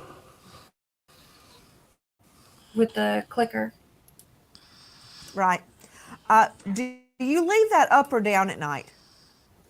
Down. Could anybody lift it up? Like, is there an on and off button outside, or do you have to know a code or have the clicker to open it? You'd have to know the code or have the clicker. Does Sebastian know the code? This is sad. Not to the garage door, but to the Do you see it too, man Casey? doors. He's shady as shit, isn't he? Is life messing with your sleep? At Ollie, we get it. You're about to get this. The way he keeps like Not to the garage door, bumping but her to the leg or something. You know what I house mean? doors? The regular door, yes. So, is there a code to get in your home, or do you use a regular key? There's a code. And he knows that code. Yes, ma'am. Question. I'm just trying to figure out how he would have gotten out, or if somebody came into the home. Could they have gotten through the garage door? No, unless they know the code or had the clicker, which they did not. Right. Do you lock your doors at night? Yes, ma'am. Could he have left on his own through those doors? He could, yes, ma'am. But I heard in another interview where Mr. Proudfoot said he was not a, quote, wanderer. He didn't wander around. He had never left the home before on his own. Is that right? Correct. We haven't had issues with him running or taking off in the past. Okay, let me ask you a couple of questions regarding the doors. Do you have any home surveillance, anything at all that would I have see given it too, us country an girl. idea or a clue if the door had been opened or not, or a window? Not directly from our house. Well, then from where? That's what we were hoping that neighborhood ring cameras and may have picked something up. Gotcha. I want to go back to that night. You said you were up till midnight. You were reading something. What were you reading? A chapter for school. A chapter for school. Are you in school? I was, yes, ma'am. I've since dropped my classes for the time. What are you studying? Business administration. Gotcha. Where do you go to school? DeVry. So that night you go to bed at midnight after you've been talking to Mr. Proudfoot on the phone. You put the dogs away in a cage, a crate, inside the home, and you go to bed. Did you check on Sebastian at that time? I did not. Okay. Do you normally? Not typically. Since he's gotten older, I've not been checking on him as frequently throughout the night because normally he's good to go in his room I once he goes to agree. bed. I agree, Casey. Earlier you had stated you heard a noise in his room before you went to bed. What time was that? Around 10 o'clock. 10 p.m. What did it sound like? Just a thud. A thud. You stated that you said, look, I don't care what you're doing in there, go to bed. Is that right? I was on the couch, which is near his room, and I said, Bubba, did you fall out of the bed? And he said, no, ma'am. And I said, well, whatever you're doing in there, knock it off and go to sleep. So you heard his voice at 10 p.m. Yes, ma'am. Do you have any idea what the sound actually was? I do not know. If he were to go out his window, what would he step on? Mulch and bushes. Did you say mulch or mush? Mulch. Mulch. Mulch. Okay. Got it. Has he ever gone out the window before? No, ma'am. Is his room He on the he's front of the he house is or the back of the he house? seems to be Front. his face turns Front. red at Do any certain of your neighbors' questions. ring Do y'all cams see his point face toward turn your red? house? Certain Did they pick that questions. They do, but it's so dark that they can only see it after it gets so dark at night. It's they can only just see how certain he things is where there's light. behaving. It makes him. I thought there were the two lights on. On the opposite side of the house. Okay. Can we talk about And like Casey says, he's Sebastian's blinking. shoes? Why are you convinced Sebastian left without shoes on? Or are you? Well, the reason that came about is because all of his shoes are accounted for inside the house still. Are you positive? All of his shoes are still I'm there. positive. She heard a How do you thump know at what clothes he was wearing? 10. The clothes that we described are the Wonder ones I what was saw him going in on. when he went to bed. Oh gosh, I wonder what was going That on morning, at 10 you o'clock woke up that at night. 6 o'clock. Is that the normal time you wake up? Yes, ma'am. Are you What a was heavy going sleeper? on in that room? Off and on. Do you take any medication at night that would make you sleep? No, ma'am. But you heard nothing. I did not know. So we know he is alive and well at 10 p.m. At 6 a.m. he's gone. You say he's never left before. Is that right? Correct. He's never run off. And they before. took off. And could I confirm, where was his bio dad at the time he went missing? I believe he was at work in Nashville. Had there been any Bio family dad? argument or altercation prior to him going missing? No, ma'am. And Mr. Proudfoot, when did you leave town? Early February. So you had been gone for days before he went missing. Is that correct? Correct, ma'am. Had you visited home since you left? You said from when I initially left? Yes. Uh-oh. Yes, ma'am. I came He's home getting February stumped on 26th a from when I was told question. that he was missing. From the time that you left for the job in Memphis to February 26th, did you visit the home? Yes, ma'am. When? I was home. I can't give exact dates. Law enforcement has told me not to provide exact dates, but I had been home multiple times prior to February. And then I left early February and then didn't come back till February 26th, the morning he was missing. Damn. So you were not home The from the entire time you left early month? February till Feb 26. Is that right? Correct, ma'am. Where were you living in Memphis? I have a RV trailer that I stay in at an RV park. RV park. Okay. Following back up on What does that he do for morning, a living again? you search What the does he home, do Miss for a living Proudfoot. again, Then y'all? you get in your vehicle and you start searching. Did Yes. Sebastian know how to drive? No, ma'am. Was your car in the same location when you woke up that morning as it was the night before? Yes, ma'am. Has your car been searched by police? Multiple times. It Yes, has ma'am. been multiple times. Have scent dogs looked at Multiple your car? times. Oh, Yes, they ma'am. searched her car multiple So your times. car's in the same place. You Oh, get in the he's car, you turning start red looking to in the that neighborhood for question. him. It's Is her that right? van. Something's going on Yes, with ma'am. her work van. He Then you turns red call when they Mr. talk about Proudfoot, her right? car. I believe I was already on the phone with him at that point. Something's up with her Okay. car. Question. Who called 911? Oh boy. I did. He called You did. 911. It was him. Yes, ma'am. Oh, she knows it too. She knows Without it looking at it, probably not to too. give you the exact time, but on or about 6:20. Check out his And had you eyes guys been talking on the now.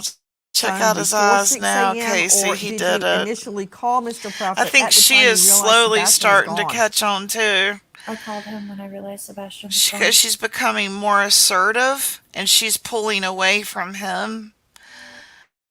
Try Free Tax USA this year to get the She's same starting tax to pull refund away without paying from him. extra.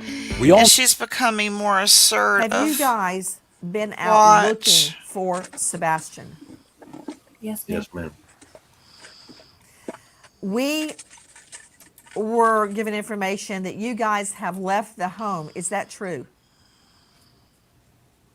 Yes, ma'am. Why? I'm going back to work. You're going back to Oh work. my What about you, Miss Proudfoot? God. This son of a bitch. No, I'm not going back to work. Not yet, at least. Did you leave the home also, Miss Proudfoot? Yes, ma'am. Why? To accompany my husband going back to work, and then I'm coming back. I don't know about this. Okay, when will you be back? Do you know yet? No, not yet. He Are you controls her. concerned about being away while the search is ongoing? Absolutely, I am. Then why are you going? Because my son could be anywhere, and we're looking everywhere and anywhere.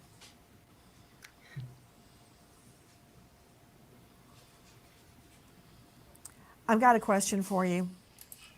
Yes, I want ma'am. to find out about Mr. Proudfoot hitting Sebastian with a belt. Uh-oh. What happened? Here we go. That was actually several years ago, and it To was Mr. Proudfoot. one- To Mr. Proudfoot. To Mr. Proudfoot. Yes, Mr. ma'am. Proudfoot, what happened? Oh, I'm sorry. I misunderstood. I thought you were asking Katie. Sebastian had gotten in trouble. He got caught lying. And I had asked him, I said, hey, you got to have a punishment for this. He says, yes, sir. And I said, okay. So I gave him a swat with a belt on his buttocks on the outside of his clothes. One swat. I don't believe that.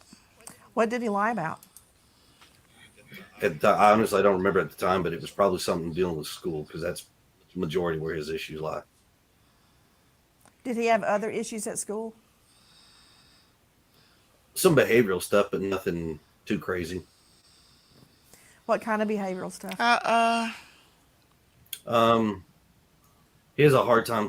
He's awkwardly socially blending in with students, so it's a little. He's trying to figure out how to do it. I want to spank him with a belt, y'all. What do y'all too think? close. I don't believe this guy either. And then kids don't really accept that too much, so it kind of causes an issue. But he'll not stop, and he continues on. So then it causes an issue, and instead of being honest about it, he'll lie like, "No, I didn't." Okay, Sebastian. We're lying about doing Was what? that the first time? Was that the first time you had ever hit him with a belt? Yes, ma'am. The one and only time, actually.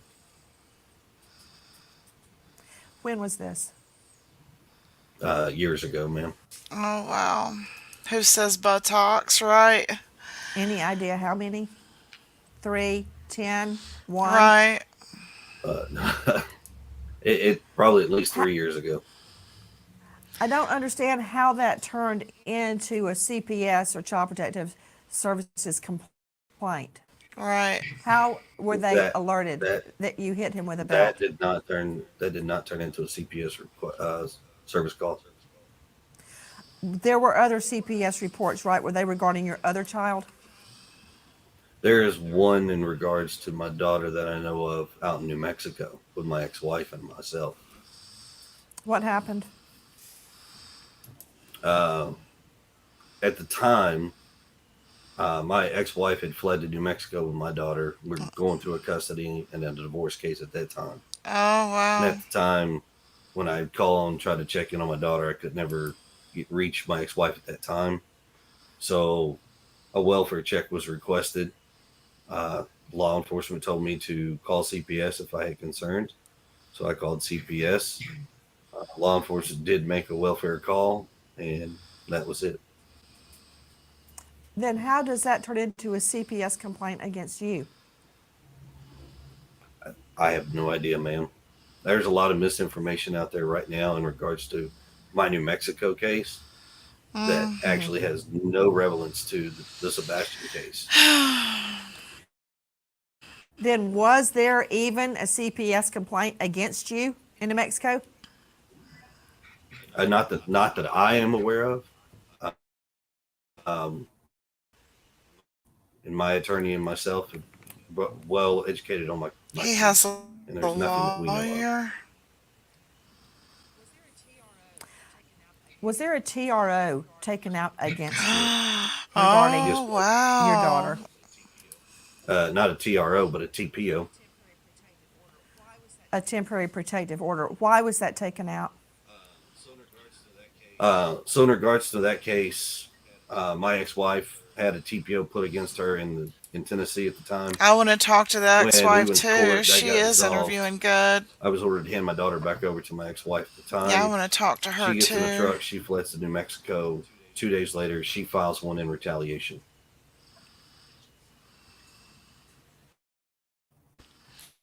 Who else has interviewed Is it them still in on place? YouTube? Anybody? No, ma'am, that was dropped within, I think, 2 weeks of it being put in place. He's a bully. I've got a question about the belt incident. You're telling me that was the only time that you ever hit Sebastian with a belt. Yes, ma'am. And you're also telling me that did not make it to CPS? No, ma'am, that did not. He's lying. Question Yes, ma'am.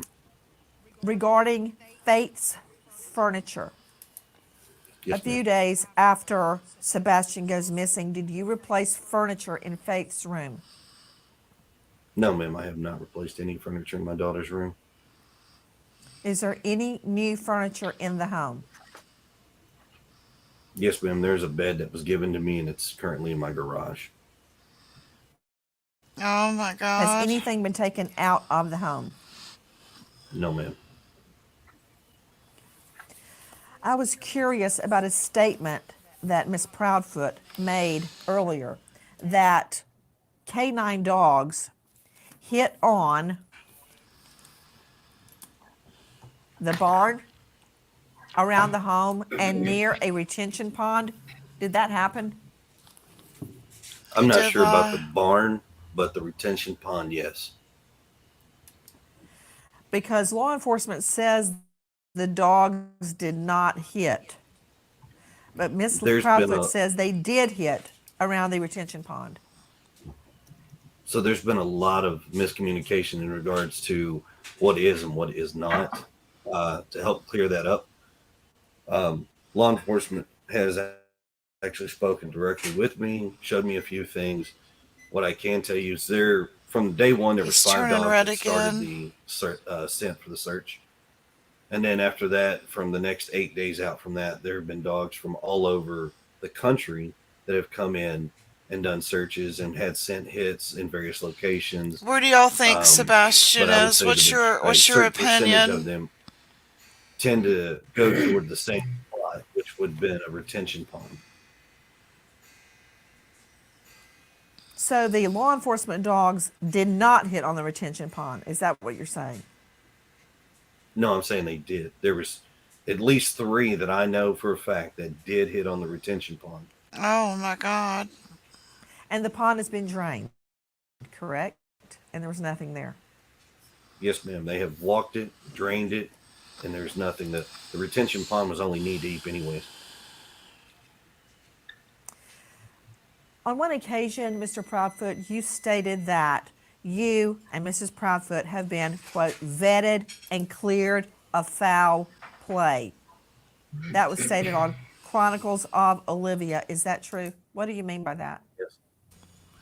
So after working with Chronicles of law enforcement Olivia. of all agencies, they have actually told us that there is no foul play, no nefarious issues. We've been cleared of all wrongdoing. We are working extremely cooperative with all law enforcement agencies at any point in time that they've called, come to the house, anything. Was Sebastian angry or upset before he I disappeared? would have gone in there to see what the noise was, but that's Not just to my me. knowledge. Right. What is your theory about where is Sebastian? I wish I knew where he was, to be honest. He's not answering. Your theory. He's not I answering. think it's possible that someone has my son. Why? Because I feel like if he had He's been not close answering. to the house or had walked off, that we would have found him by now with as many people as we had searching. Have you checked his social media? He doesn't have social media. Have you checked his phone? His phone has been thoroughly checked, yes, ma'am. Have you handed your phones to police, both of you? Yes, ma'am. Yes, ma'am, we have.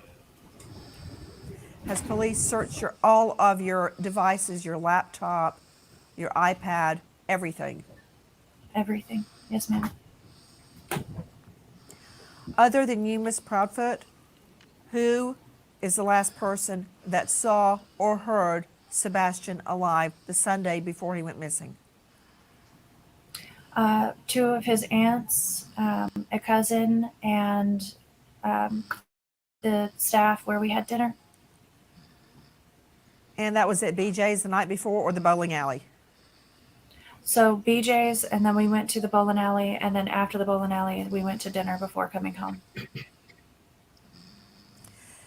I want to follow up again on the dogs hitting.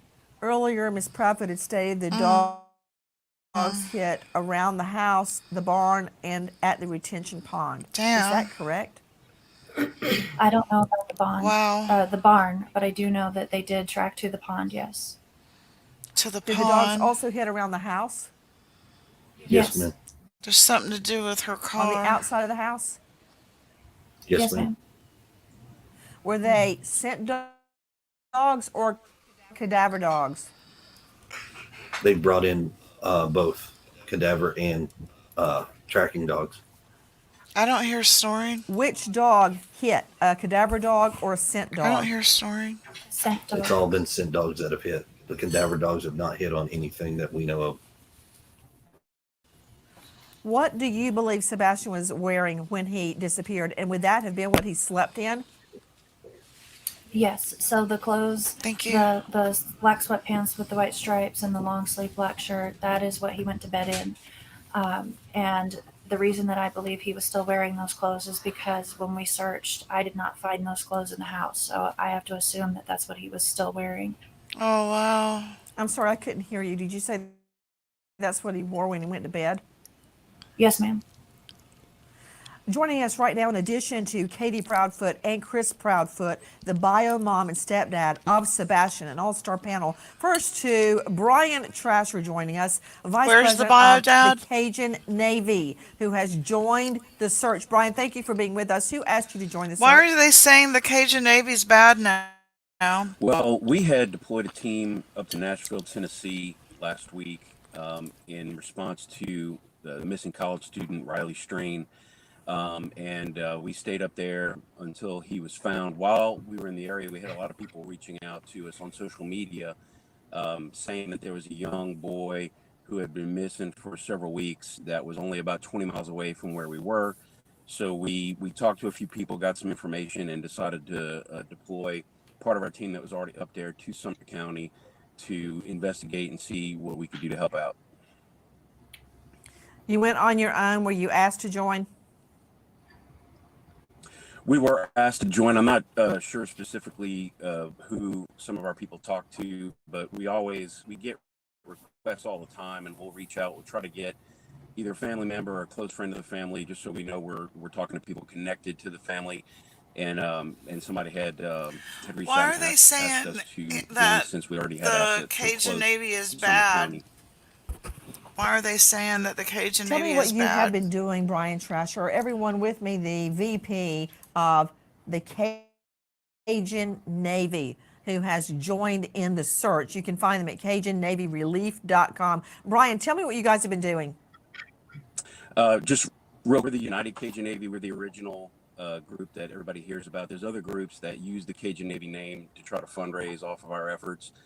Cajun Navy Relief is not affiliated with us at all. We are www.unitedcajunnavy.org. We're the original. We're the real ones. Again, what exactly have you been doing on the search?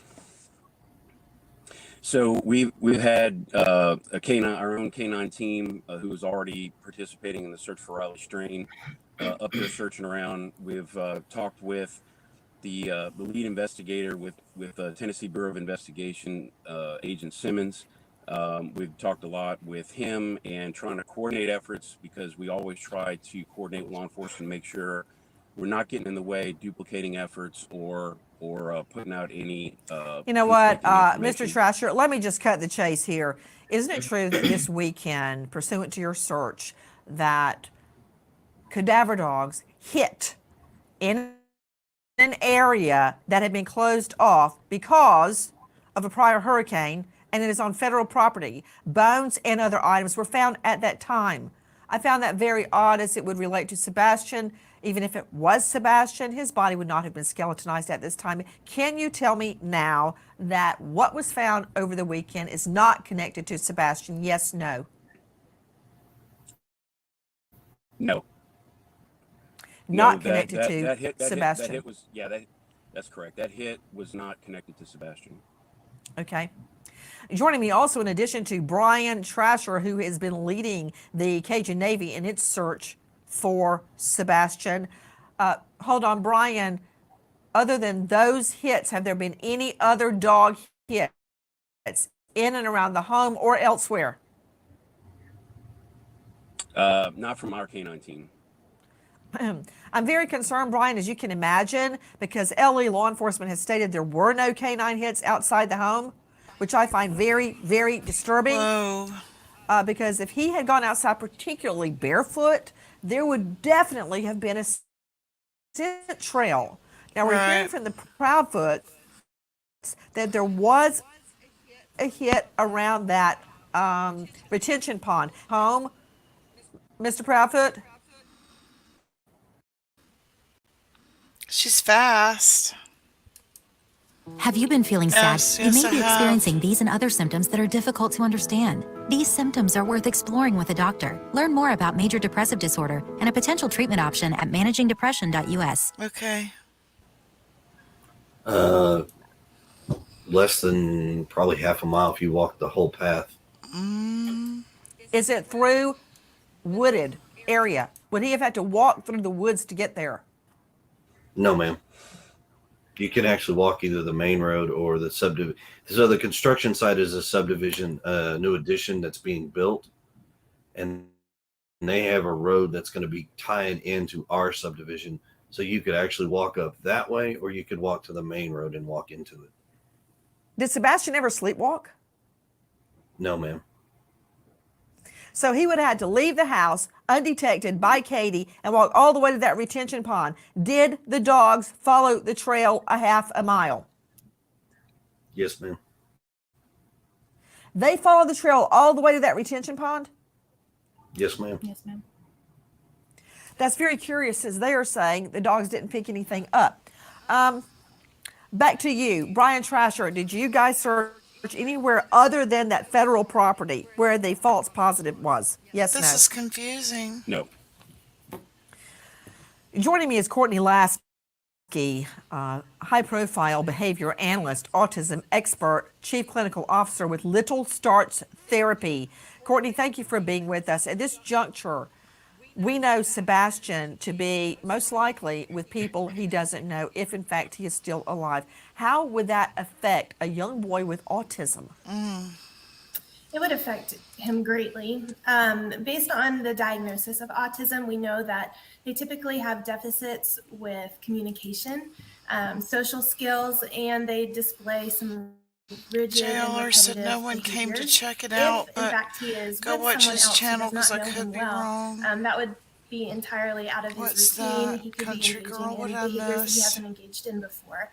He could be looking for an escape. He could be looking to get out of those aversive situations. Country girl. We know that not every autistic individual will wander, but those who do wander, 36%, it's to get out Bless of his heart. an aversive situation. The mom does no It's to get more. away from I something see it that's too, overwhelming or Casey. overstimulating to them. She is starting to pick up on the Ms. fact Proudfoot, she's does with he the piece of know shit. your It's my phone number? opinion. Can he call you if he could get access to a phone? We have gone over my phone number. I don't know that in a high stress time he would remember it, but yes, I have taught Okay. him my phone He number. doesn't seem in Was the he least ever bit allowed concerned. to He's go not visit friends' homes? proactive. He's He not didn't get invited, offering but have he anything. been? Yes, we have had. He play seems dates in the past. annoyed by the process. Would he go there Do you on guys foot? agree? He seems annoyed No, by ma'am. this process. Joining me now is Lauren Conlon, investigative journalist, host of the Outlier podcast, host of Corruption, What Happened to Grant Solomon, and you can find her at laurenconlon.com. Lauren, thank you so much for being with us. What can you tell me about that stretch of road, if anything, between Sebastian's home and that retention pond? Well, look, Nancy, I mean, I think like everything else about this case, it is very confusing because the public hasn't heard much from the police. We haven't heard much from the Proudfoots, obviously, when it comes to that, or Seth Rogers. And now I'm learning a lot here as I hear Chris Proudfoot say, okay, we can't speak about this because of law enforcement. And now with the Cajun Navy coming in, I think a lot of us are very excited that they are going to basically canvass this road. And they are actually telling civilians to hang back. Nobody needs to search this anymore. You need to stop. You need to stop helping and let us work with law enforcement and take over. Now, I called the Sumner County Sheriff's Office yesterday because of all the misinformation going around. And I got to be honest with you, they didn't even know what was going on with this road, with the recreation search. They were either very elusive or they were very confused. But either way, it's very concerning because the people, as well as myself, I don't live in Tennessee. I cover a lot of Tennessee. We are very concerned for Is Sebastian. Tennessee a Commonwealth? Very concerned. And so, Okay, so let me just stop you right there, Ms. Conlon. Ms. Conlon, everyone is concerned, but let me remind everyone that law enforcement is under no duty at all to tell us or anybody else, including the Proudfoots, anything. They are not representing the Proudfoots. They are representing justice, and they will do what they have to do. The fact that they're not giving us a blow by blow is their business. Does it mean they're stymied? I don't know. Does it mean they know more than we think they do? I don't know the answer to that. But just because they're not releasing an ongoing investigative file It's She not a triggered concern Nancy. to me. At this She triggered juncture, Nancy. I'm collecting facts in the best way I know how. Now, regarding that route from the Proudfoot home to the retention pond, is it your understanding, Lauren Conlon, that there were no hits by scent or cadaver dogs along that route? Give us an Correct, answer. Nancy. It is my understanding So there they were no hits didn't from the hit, dogs. but Dad is saying that they did. It is very confusing. Oh my It's gosh. confusing. You know, sometimes, Lauren, when we try to put together a puzzle, but we're missing a few pieces and we don't know what piece we're missing, you can't put the puzzle together. We're missing things from this puzzle. And right now, I'm on a fact-finding mission. I am pointing the finger at no one because I want to find Sebastian. I want to go to Dr. Jory Crossan joining me. And guys, again, please, Proudfoots, Trasher, Lasky, Conlon, jump in if you have a thought or you want to contradict, because a lot of this is elusive. We don't know everything. To you, Jory Crossan, joining us, former law enforcement, now faculty, St. Leo University, very well-known psychologist and author of Operation SOS. You can find him at drjory.com. Dr. Jory, thank you for being with us. Many people have made much of the fact that when interviewed, the Proudfoots do not look at the camera. They look away. They don't talk, and they don't seem upset. She's Now, right. Oh, she's saying it right in front of him, too. That good for may her. or may not mean anything. People can be very upset, crying, screaming, cursing. Oh, he don't seem They upset at may all, show does no he? He seems emotion annoyed. At all. They may be numb. No, he seems by annoyed. the time interviews are happening. I'm very different. When I talk about my fiance's murder or I talk about my dad's death, I still cry, even when I swear I'm not going to. But everyone reacts differently. I'm going to throw this directly to Mr. and Mrs. Proudfoot. Much has been made. I'll ask you. You very often look away, don't look at who's asking you questions, show no emotion. I agree. Much has been made of that. And I'd like to hear your response. I'm not judging one way or the other. I'd like to hear your response. So the fact of not looking at the camera all the time is because a picture of my son is sitting beside me, and I'm looking at him. As far as the crying thing, I have been crying off and on nonstop for a month. A month? Many people have asked me, why did Miss Proudfoot not call 911 immediately? Right. And here's your chance to answer that. Because by the time I realized my son was missing and I called my husband, at that point I was hysterical. I was at the point where I couldn't even form words anymore, and my husband is the one who remained calm enough to call them.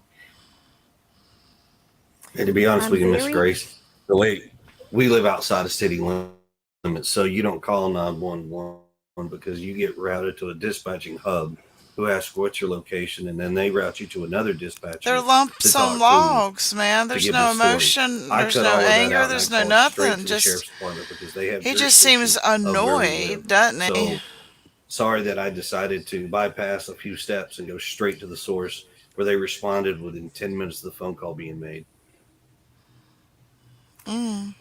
Miss Proudfoot, that evening, were you drinking? Oh no. Had you used any type of drug at all, even OTC, over the counter? No, ma'am. And you had no argument with Sebastian that night? Why is she asking that? You stated you put the dogs away into a crate before you went to bed. Is the crate located near the exit, near a door? No, ma'am. Oh. Would the dogs have barked if there had been an intruder or if Sebastian had left? The dogs don't typically bark at me and Sebastian because they're used to us. Even if we get up, we come around, they don't typically bark. It's Strangers, they do tend to bark, at least Look for at a minute him. or two to get attention. I could But be no, ma'am, wrong. they don't It's my typically bark at opinion. Sebastian and myself. Or Christopher. What kind of My dogs are opinion. they? Morkies. Question: where is their crate located? In the area near my sunroom. Over by the In kitchen. your son's. Okay, hold on. Is No, it son, outside not your son. son's room? No, ma'am. Not Sunroom. Sebastian's room. Son, yeah. Yes, ma'am. The sunroom, and that's not near the door. No, ma'am. Not near the front door. It's near my back door, but not any of the other doors. Yes, from what I've seen the layout of the home, it is near the back door, and they would have heard someone coming in and out that back door, correct? Yes, yes, ma'am. Yes, ma'am. No barking. Do you have a chime or anything on your doors that would alert you to the door opening? No, ma'am. Miss Grace, could I jump in for something? Yes, please. And I want to follow up with a question Yes. regarding Miss Proudfoot's polygraph. But please, Lauren, seem jump so in. annoying. Everybody on the Thank you. panel, now is the time to ask the Proudfoots any question that may shed light on what has happened to Sebastian. We are not in a judging arena. We are in a fact-finding arena. He is, We can then Casey. He's assimilate the punching facts air and make inside deductions. his head. Please You know jump he in. is- Lauren Conlon he is is joining punching me. You air can inside find his her head. at Lauren Emily Conlon. Go ahead. Yes, thank you. And now this might be for Brian as well. Yesterday, when the dogs hit and everybody's going crazy, YouTubers, internet, TikTokers, and we figure out it's not Sebastian and police are not involved, the TBI is not involved. Did you call the Proudfoots and let them know that this was not Sebastian? Did you tell them ahead of time that you were searching these areas? Did they know what you were doing, or was this specifically just through Seth Rogers? Yeah, so Seth Rogers is Sebastian's biological father, correct? Yes. Yeah, so Yes. he was there, and as Ms. Grace alluded to earlier, it would not have been typical or possibly even probable that he could have skeletonized after only a few weeks. So I'm not sure about the Proudfoots. but How long probably has he definitely been did, also gone, wanted y'all? to echo what Ms. How Nancy long said has he earlier been gone? about the How police. long's One of the reasons Sebastian we got been called in, missing? there was a lot of social media personalities reaching out to us, kind of complaining that they didn't feel like the police were doing Dad enough. looks But uncomfortable really, with this it's whole just thing. what Ms. Nancy said. It's that they're not under obligation to give daily or every other day updates.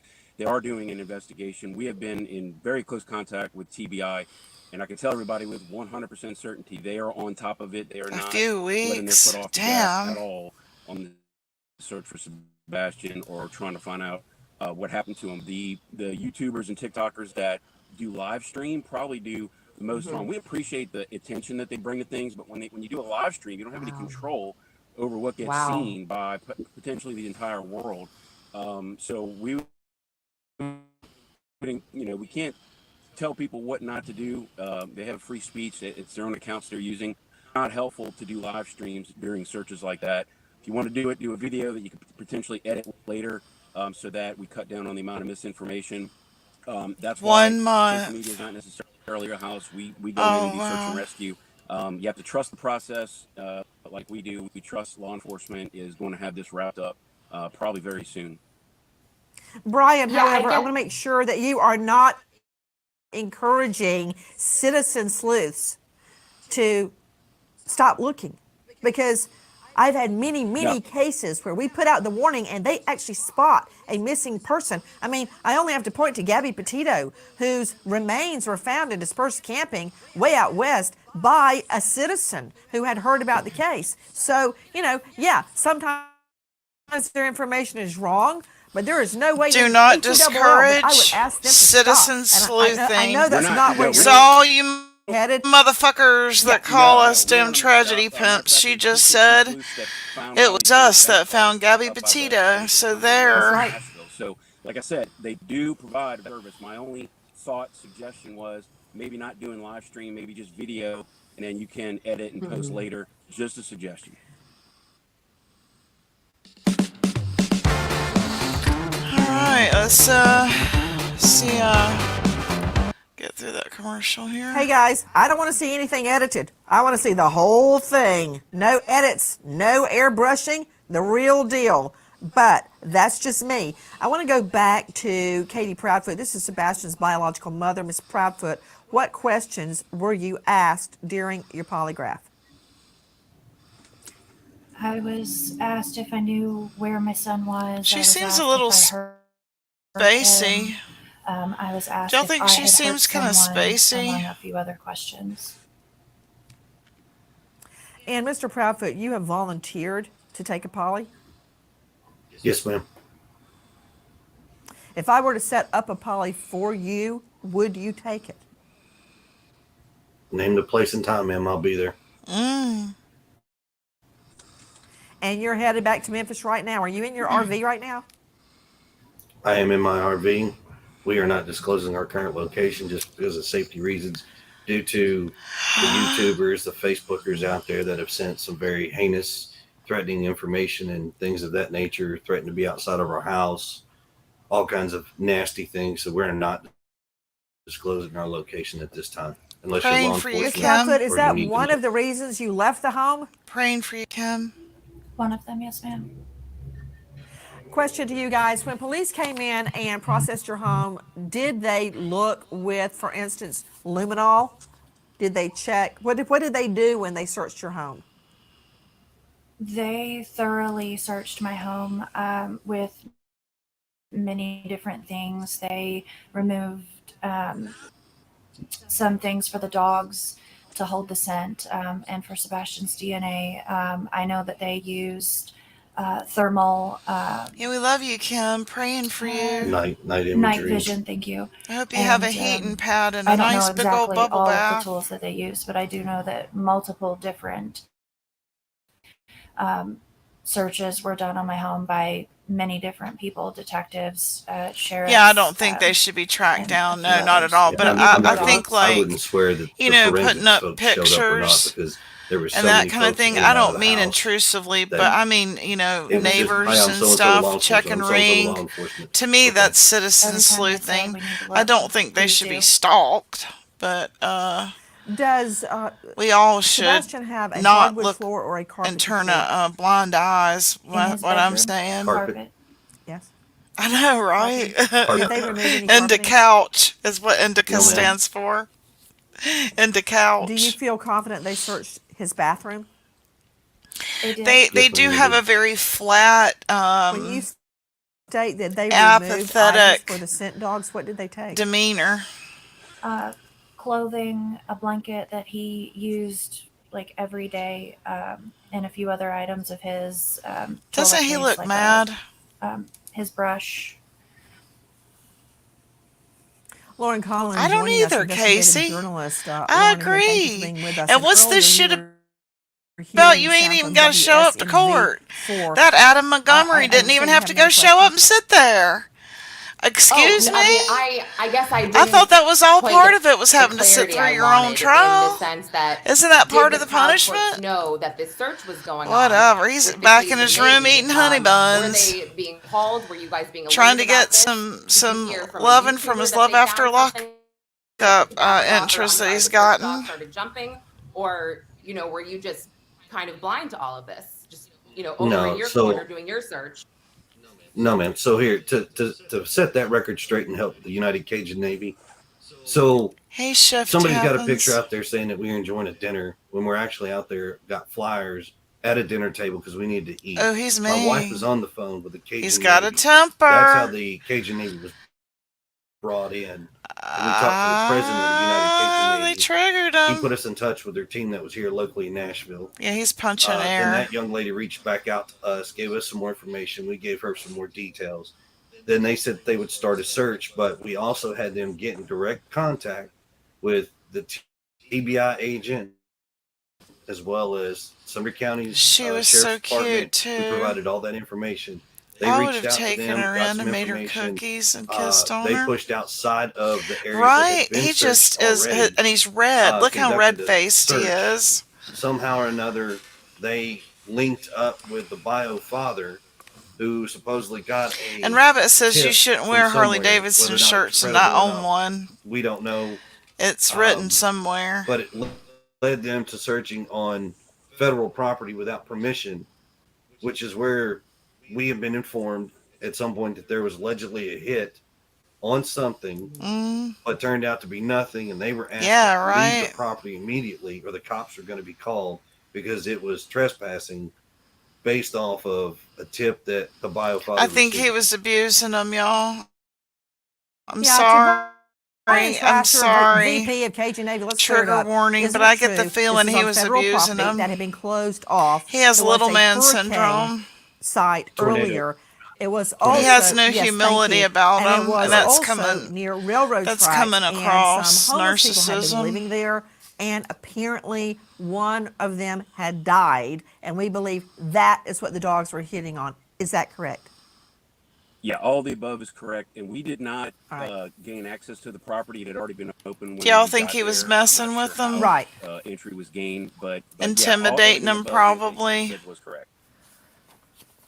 Guys, the search I for bet he was trying to Sebastian punk him down goes and on. stuff. See, he's If you got that little have man information, syndrome if you going know on. or think you know anything about this beautiful Tip is young area code autistic boy, please call TBI, Tennessee Bureau of Investigation, 615-451-3838, Tennessee Bureau of TBI, find Investigation, T or Tennessee, B Bureau, I 1-800-TBI-FIND investigative, for Sebastian TBI Rogers find. tips.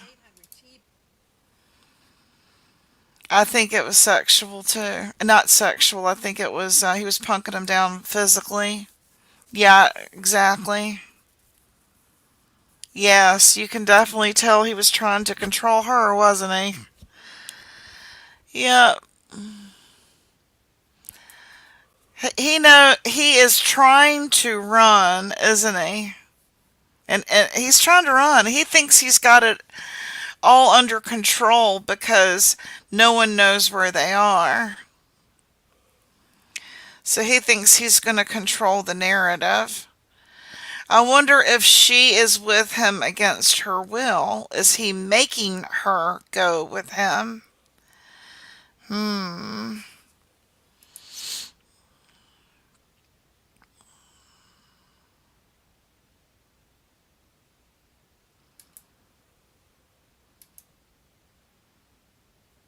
I do too. I think he's an abusive person. Right. Yeah, that's so narcissist for a parent. That's where narcissistic abuse comes in from a parent. When they point out the faults of the child, instead of being sympathetic, empathetic, and pause for cause of concern, they are scapegoating the child. They're pointing the finger at the child. That's red flags. That's red flags. It's not the child's fault, right?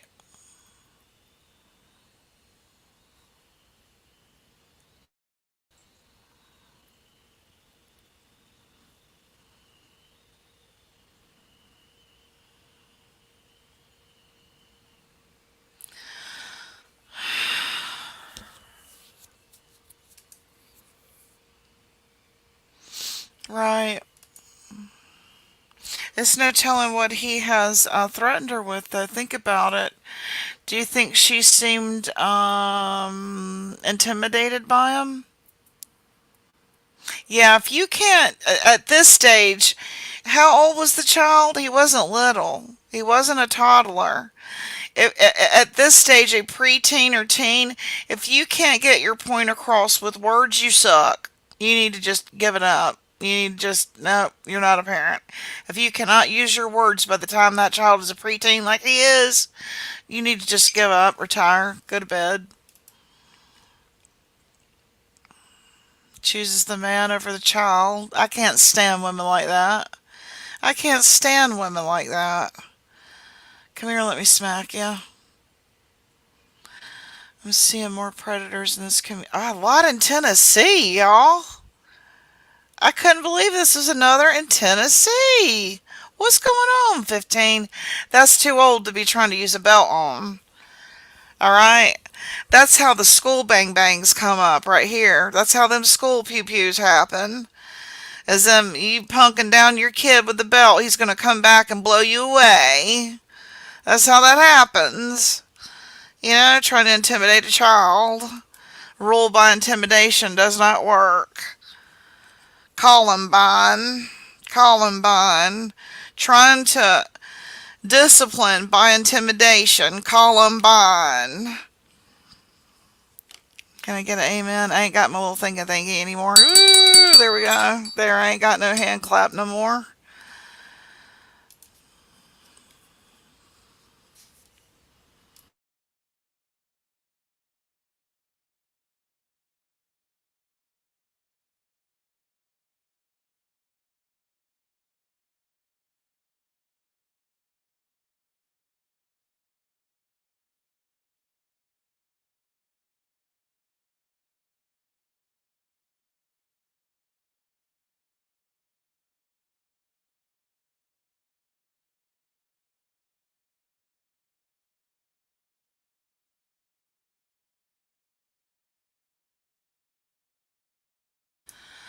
Someone I bring up a lot, don't get mad at me, is damn Michael Jackson's mom.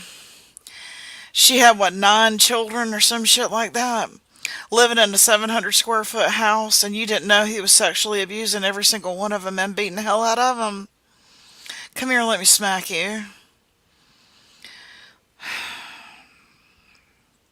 She knew. She knew. What the hell was he giving you to knock you out that you couldn't hear him sexually abusing and physically abusing your children in a 700 square foot house? Come here and let me smack you.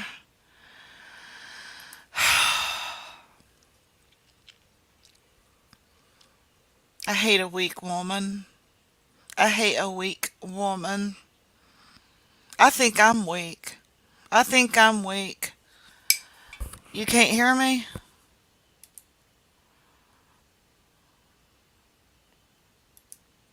Right. You can't hear me?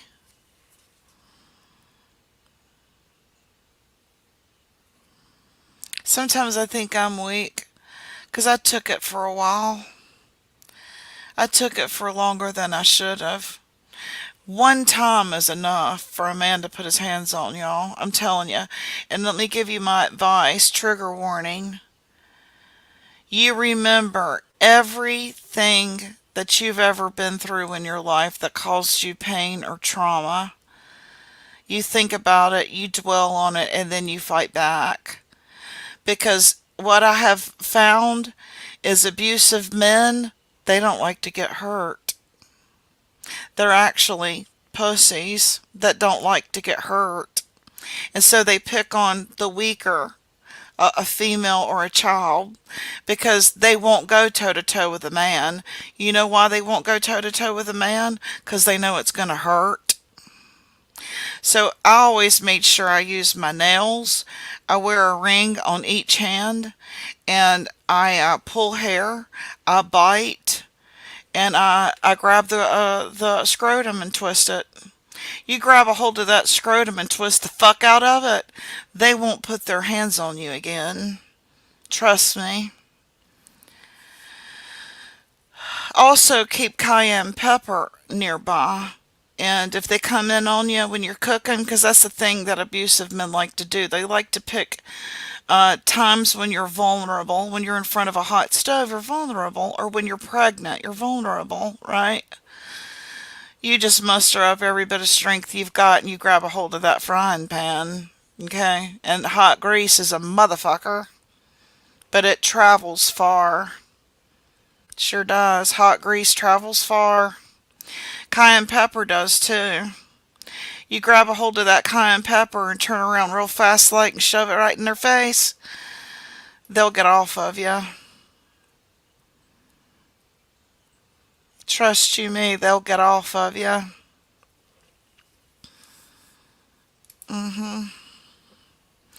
One time this crackhead was beating the hell out of me in Gastonia, and he came in on me, and I was trying to get in the shower. He busted in the door, and there I was, with nothing. That, like I said, they like to attack you when you're vulnerable. And when he wasn't looking, I grabbed the phone. This is when people had landline phones. I grabbed the phone, and while he was running through the house, raising hell, knocking shit over, threatening me, I just dialed 911 and I sat it down. And they heard everything. They heard him hitting me. They heard him raising hell. They heard it all. And when they showed up, they busted down both the doors to the trailer and put a red dot in between his fucking eyeballs, and he fell to his knees. He quit hitting on me then.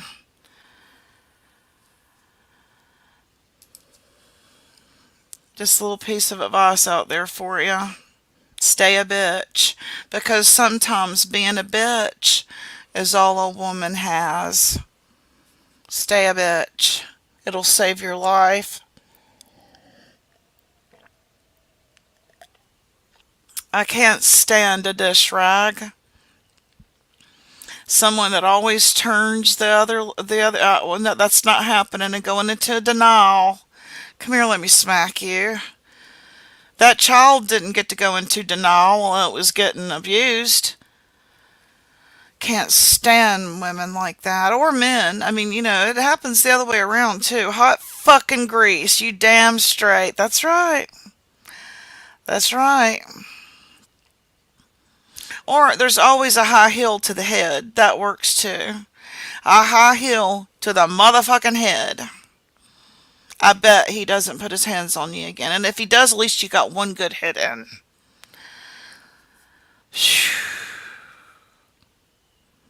Yep.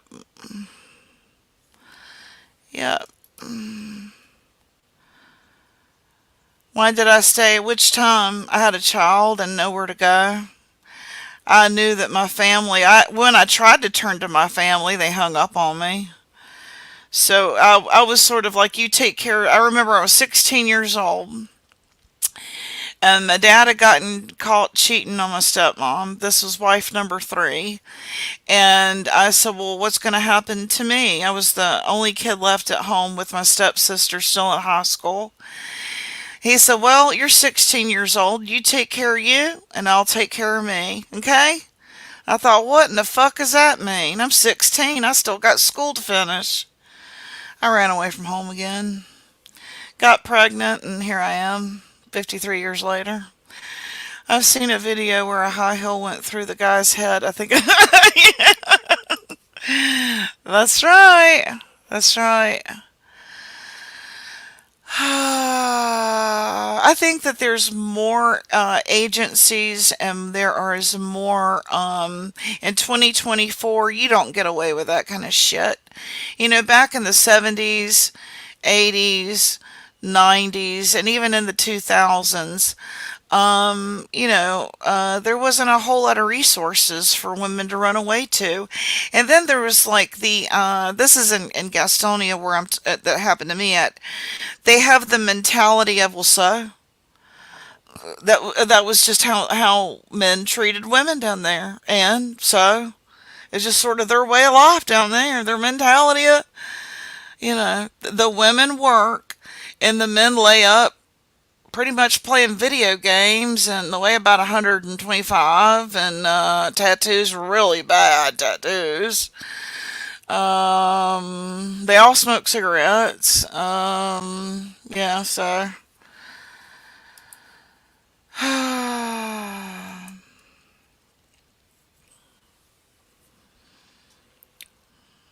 the past can kill us.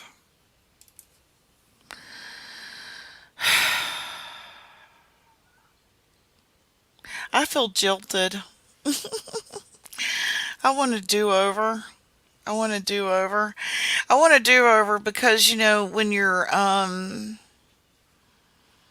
born into, like, a family with mental illness or substance abuse or socioeconomically beneath those that are around you, you're behind the eight ball. And so you spend your entire life trying to play catch up to your counterpartners who weren't born behind the eight ball. And it just feels unfair, isn't it, though? I could do a whole live on that right there. I could do a whole live on that there. You know, there's like a counterculture that blames feminism, but this is the way I remember it. Maybe if the man hadn't been a piece of shit running around and coming home drinking and beating his wife, the woman wouldn't have had to go become a feminist. Just throwing that out there.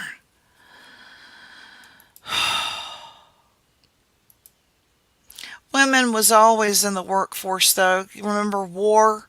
We made the pantyhose. No do-overs. They're just today.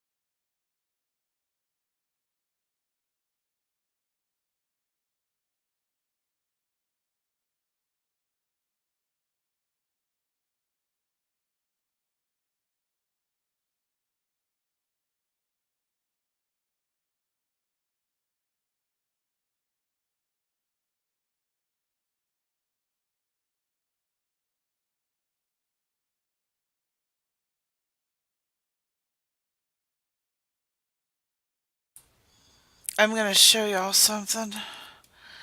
Y'all can talk to each other for a minute if you want to. There's something I want to see.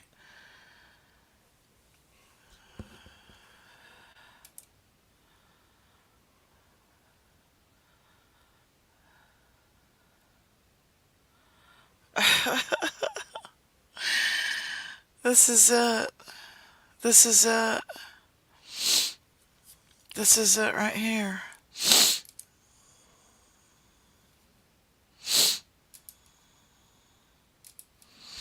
I'm going to show y'all something. Just because it was thrown in my face yesterday. This right here was my hell on earth. Can y'all see this? Is it sharing the page for me? This was a trailer I rented. This was my home right here. This was it. This unit right here. This was my trailer that I was just telling you about. Right back there where the woods are is where the homeless guys would sleep and lean up against my trailer. And one of them had a goiter. And they actually made me feel safe because when I would run my crackhead off, I was alone and it made me kind of scared. But these homeless guys, if I can click on this picture, make it bigger. If you can see back here in the woods, back there is where they would sleep, and that was my bedroom back there. And I could hear them. And I would get up in the morning, they would come around, and I would give them a cup of coffee. Sometimes I'd let them take a shower and have a sandwich. And they would kind of watch my place for me, but they would sleep back there leaned up against my trailer. And that was a railroad track right back there. And the train would go right by my trailer and shake the hell out of it. This is when I was like lost everything I had because of my drinking and poor decision making. And I just this is what happens when you don't treat bipolar. It manifests. And so the meds that they had put me on was to treat major depressive disorder. I had not been diagnosed with bipolar yet, so they just kept making me more and more manic, right? And so can y'all, is it sharing it? Let me see, is it sharing it? Can y'all see it?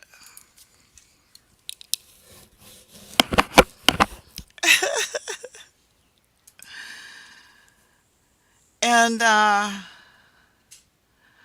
yep, that's right there's my hell on earth. That's the lowest point of my life ever. That's the lowest point of my life. Yeah, I was in my 20s.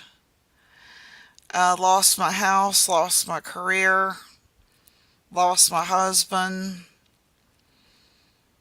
I lost everything. I just spiraled. I wanted to die. I just didn't know how to go about doing it. I lost my sister, and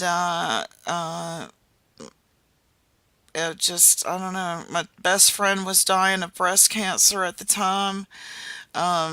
Then my daughter got pregnant with my grandson, and she went to go live with his family. And this is where I was at, and I just was, like I said, this is what happens when you don't get your the proper diagnosis, the proper meds. It spirals out of control, and it manifests into other addictions and other. I was just so lonely that I got into a relationship with this guy Steve, and then I got into a relationship with this guy Bubby, and they both were addicted to crack cocaine, and it was better than being alone. I mean, they both were clean, and when they were sober, the funniest, nicest guys you ever met. But when they were high, they were abusive. Um, they just, so depression, absolutely.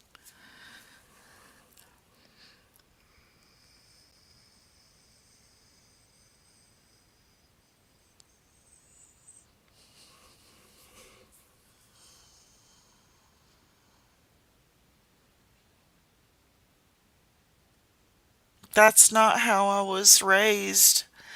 My mother raised me better than that. She raised me in church, and I knew right from wrong. And I think because of that foundation, I knew that there was something better, and this wasn't me, that this was just what I had let myself become. And so I would walk to work. I was working at Dollar General and Kentucky Fried Chicken. This is leaving corporate America. I leave corporate America because I had a nervous breakdown. And I'm working at Kentucky Fried Chicken and Dollar General. And I would talk to God on my way to, during that walk, the walk home and the walk to work. And I would like hear that train go by at night, and I would think of that song, Train, Train, Lord, take me on out of this town. I was like, get me the fuck out of here. That's my hell on earth, Gaston County. That's my hell on earth. It's not necessarily the town's fault. It's my fault for making the poor decisions and choices I made. I'm just saying that's where it all happened. And some fine people there. It's just my hell on earth.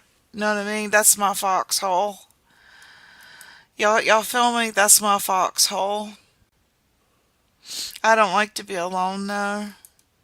If I have a dog or a cat, I'm fine. But if I don't have a dog or a cat or fish, um, I always felt safe where I ever lived, but I was blind to the world. Now I'm fully aware you're not safe anywhere. It's up to us to protect ourselves. That's true. So you thought you were going to hell. My mama used to say if I didn't do something, I'd go to hell. Right. Exactly. Exactly. Exactly. Exactly. Yeah. Yep. I'm glad I was able to pull this up. This picture brings back. I can't believe that. I have to like give my husband so much credit because if it weren't for him, I mean, he gave me, space to get straight. That's the inside of it right there. That was my trailer. Look at that little bitty thing. Look at that dump. That's where I lived.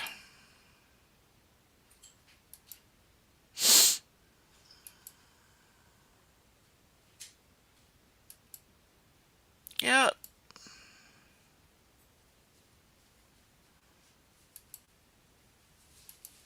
What a dump. I used to live there.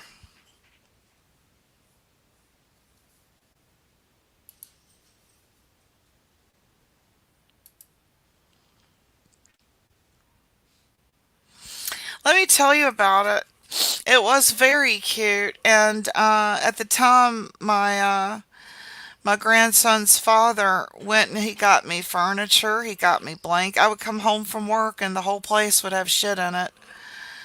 He was just a nice kid like that sometimes.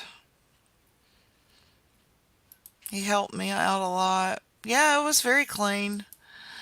But at night, yeah, the closet thingy was neat. Yeah, it was neat. I remember my daughter putting her clothes in there. But I remember there was a lot of parties outside. The couple that lived right next door to me in the trailer right next door to me, they would go fishing, and they were sort of like the Whitakers, if you get what I'm saying. They were simple-minded Appalachia type folk, and they would bring me fish. And it was the first time I had ever in my life cleaned a fish. And it was an interesting experience for me, but they were good to me. They were nice to me. And, even at my hell on earth, wasn't God looking out for me? Right? And this is my testimony, y'all. I talked to God the whole way to work and that whole walk home. And there were times I woke up in that ditch with leaves all stuck in my hair with my Dollar General shirt still on. And I had 5 minutes to get to clock in. And I just got up and walked. I just did it. I just did it and said, God, get me through this day. There's got to be a reason why I'm going through this. All I ever wanted to do was be a mommy, and I wasn't figuring that out. And I was real alone in the world at that time. So yeah, I gravitated to a couple crackheads. Sue me. One of them, Bubby, he broke into one of the other trailers and was trying on the lady's fur, and he passed out drunk, high, whatever, in the lady's fur and pearls. And they called me and they're like, can you come get your crackhead? It was like,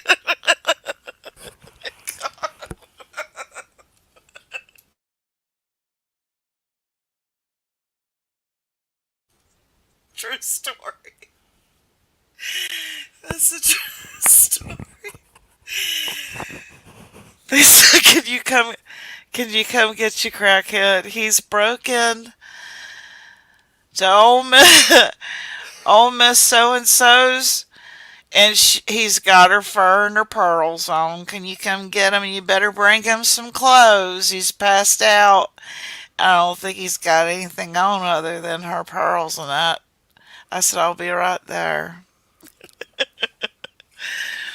I appreciate that, but I want to share my testimony with you. You know, I go back and forth with you guys about my faith, but you know, I do believe in the Lord, and He was with me. You just know when He's with you, don't you? You just know, and that's how I think I stayed safe. Because I'll tell you what, in this town, I was in some very unsafe predicaments, and I can't believe I made it out, and here I am. Because my daughter didn't make it out alive. You know, that's where she was murdered, was this town right here. And, you know, one of these days I'll show y'all the crime scenes, pictures to that, and it's just like, you know, people just, you know, hanging outside off their patio. The next thing you know, two guys have a pissing contest over five Percocets, and next thing you know, she's dead. So, oh yeah, I went and got him. He cleaned the house. He would clean the house and cook while I was at work. So he was kind of handy, and he would go check the mail and took out the garbage. He was kind of handy to have around. He was a hippie. Now the first guy, he was a son of a bitch. Steve was a jerk. Steve was a son of a bitch, and but then he could be a nice guy too. You know, it was when they were sober. They were nice, funny, witty, all around cool people. But you get them high and they turn into a totally different person, you know. When I worked at Kroger, a woman who worked there was married to an alcoholic. She got paged to get her husband out of the cooler. He was sitting inside drinking a beer inside the cooler. Right. Exactly. God is not just church. Boy, I talked to him. I did. I would say, God, please, Lord, get me out of this town. I didn't see a light at the end of the tunnel. And if someone had told me, oh, you're going to remarry, you're going to have another child, you're going to, you know, I would have said, you're full of shit. So, like, even after I met my husband, it took me years for me to actually acknowledge that it was a real thing. You know what I mean? Because you're always bracing for, okay, something's about to go wrong. Because you're so used to that, you know, punch to the gut, one after the other, after the other, after the other. It's like, why even try to enjoy it? Because it's just gonna fuck up, you know. But I have learned putting that into fruition is a self-fulfilled prophecy. Just having that PTSD mindset and living on the edge of your seat puts that out there, and you're making it happen. So that's, you know, goes back to when I the other day when I shared with you guys Tony Robbins. He was one of my all-time favorites when I was in sales, a motivational speaker about the power of positive thinking and manifesting positive things in your life. Speak it. Speak it into existence.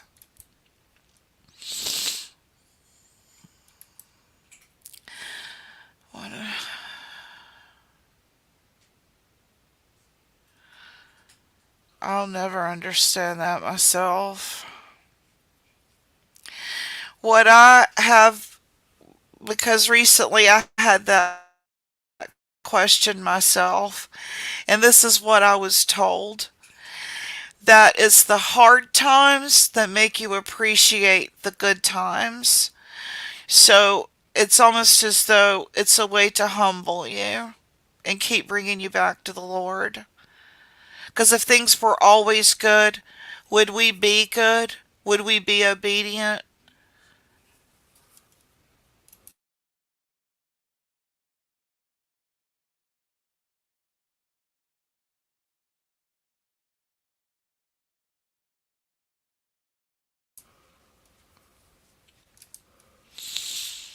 I lived on the edge of that cliff for decades, feeling one strong breeze could push me off.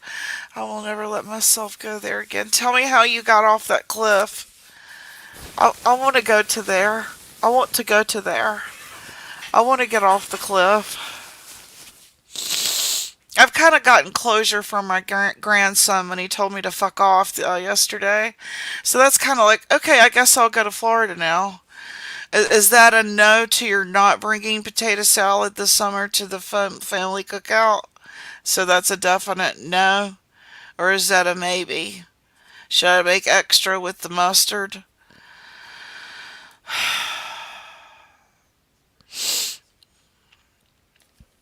At my worst point in my life, God spoke to me and I saw an oak tree light up that day. So I did what he said that day. It was huge what he asked.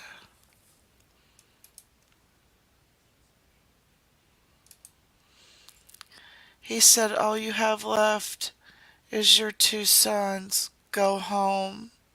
He will tell you to do that, won't he, Sandy? He absolutely will. Because I tried to move to Oregon when I was in my 20s and it went to shit.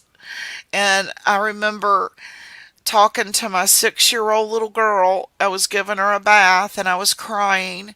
And she said, Mama, why won't we just go home? And I looked at her and it hadn't even occurred to me that that would even be something she'd want to do. And I said, you want to go back home? She said, yeah, let's just go home. I couldn't have made that phone call quick enough to my landlord. Let me have my apartment back if you ain't rented it out. I hated Oregon. No offense to people that live in Oregon, but I hated it. I missed North Carolina so bad.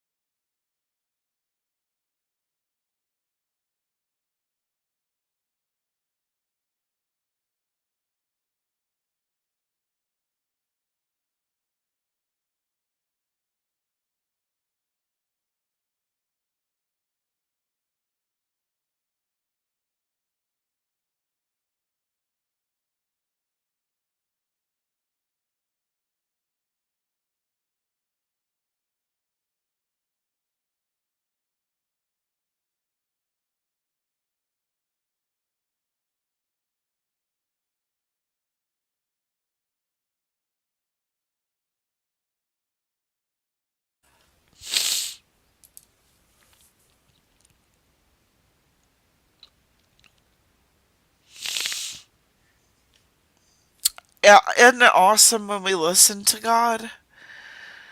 I remember my mom came and got me and my sister. And my daughter went into labor. And I said, I can't leave my daughter. And they were like, no, you've got to come get help. We've got to get you in some rehab. You can't stay. You're no good to her right now. And so I left. And she followed me afterwards. Yeah.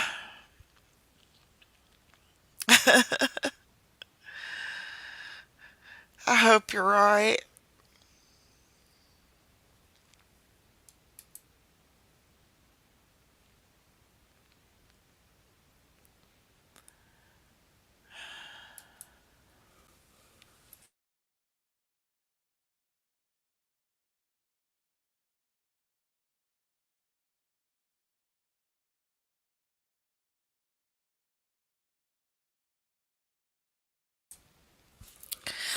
After she was murdered, I became like really hyper vigilant about our safety and like living in a bubble. And I know it affected everybody, but I did what I could do to stay alive, you know what I mean? Many times I wanted to, like, we were living at the beach, had that thought of walking into the ocean and just not looking back. Saying, honey, I'm gonna go take out the garbage and not come back. I mean, I don't know how many times I went over that in my head, right? Because you start glamorizing doing that and you start romanticizing it's the answer, right? Because you just want the pain to stop. You don't necessarily want to leave the world or leave your life or leave the people that you love. You just want that fucking pain to stop inside your heart, right? And the thoughts, the racing thoughts. And I feel like that's sort of where the ideation comes in, is when we glamorize it taking the pain away. But it stops everything. It doesn't just take the pain away, it takes the joy away too, right?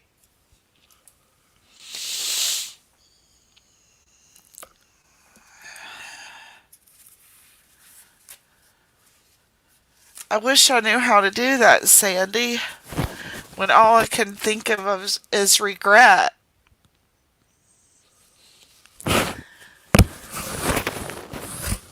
And the what ifs, the shoulda, coulda, wouldas. Sorry, I had to blow my nose.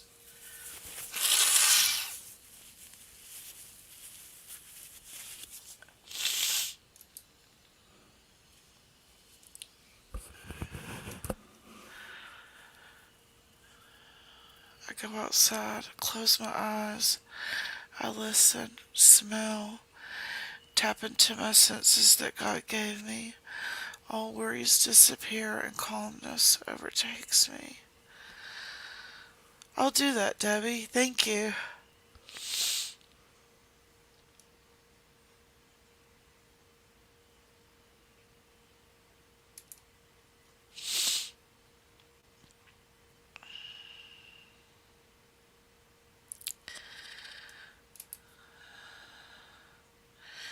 Well, I guess I'm gonna head out and go eat lunch. I hope y'all had a good time, and I think I'm gonna try to go live later tonight and do the dinner if I can get Harvey and my sister to come do it. So if you see me go live, know that's what it's about. Hopefully. Yeah. Coulda, shoulda, wouldas. Yep. You live by an airport, and I've learned to even listen to the planes. Thank you, Night Owl. I'll do that. Thank you. Y'all have a good one.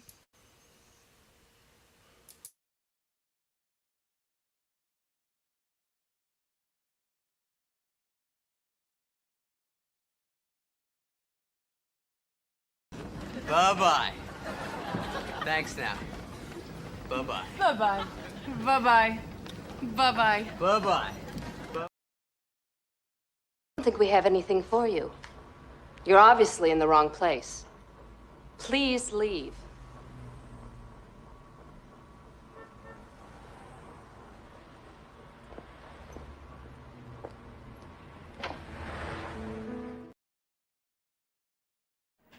Bada bing, bada boom. Get over here. Get out of here.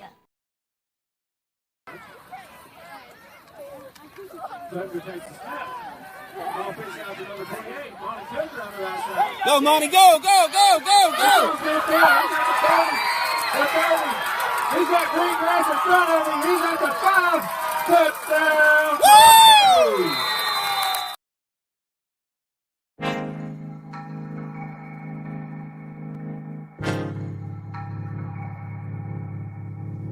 I don't wanna waste time. Well, remember tonight I found something here with you. Running by the roadside, wait up for me. I'd go anywhere that you do. Put it all out in the open. No, we don't have to control it. Put it all out in the open. If it's only for a moment, it's a lifetime of emotion. Put it all out in the open.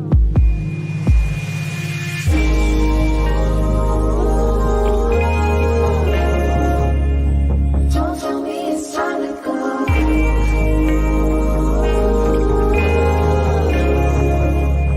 Now that we made this far.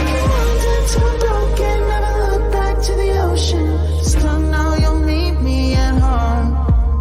When we're lost and out of focus and we don't know where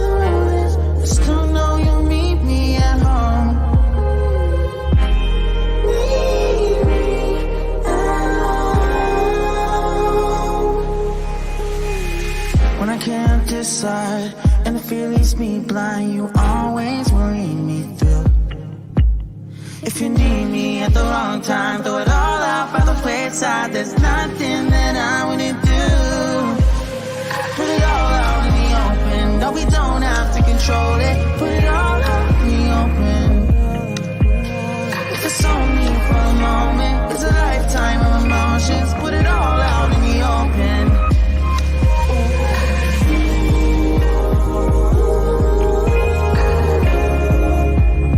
Don't tell me it's time to go.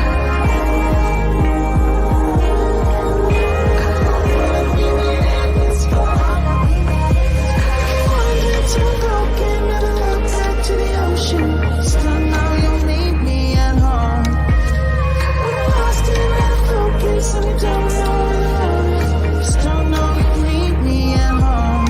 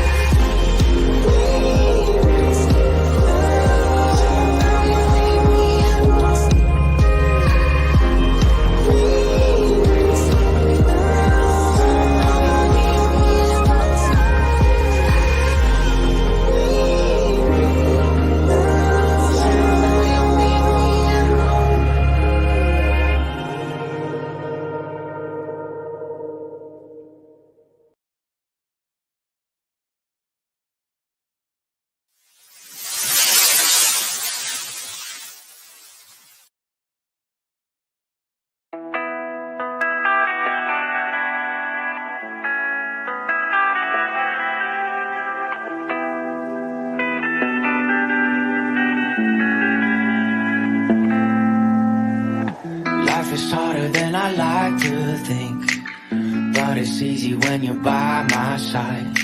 No point in calling, you just have to see the fundamentals of our life tonight. Cause I've been looking at a photograph of you, and I've been thinking about all the ways you move. This isolation got me feeling like a move.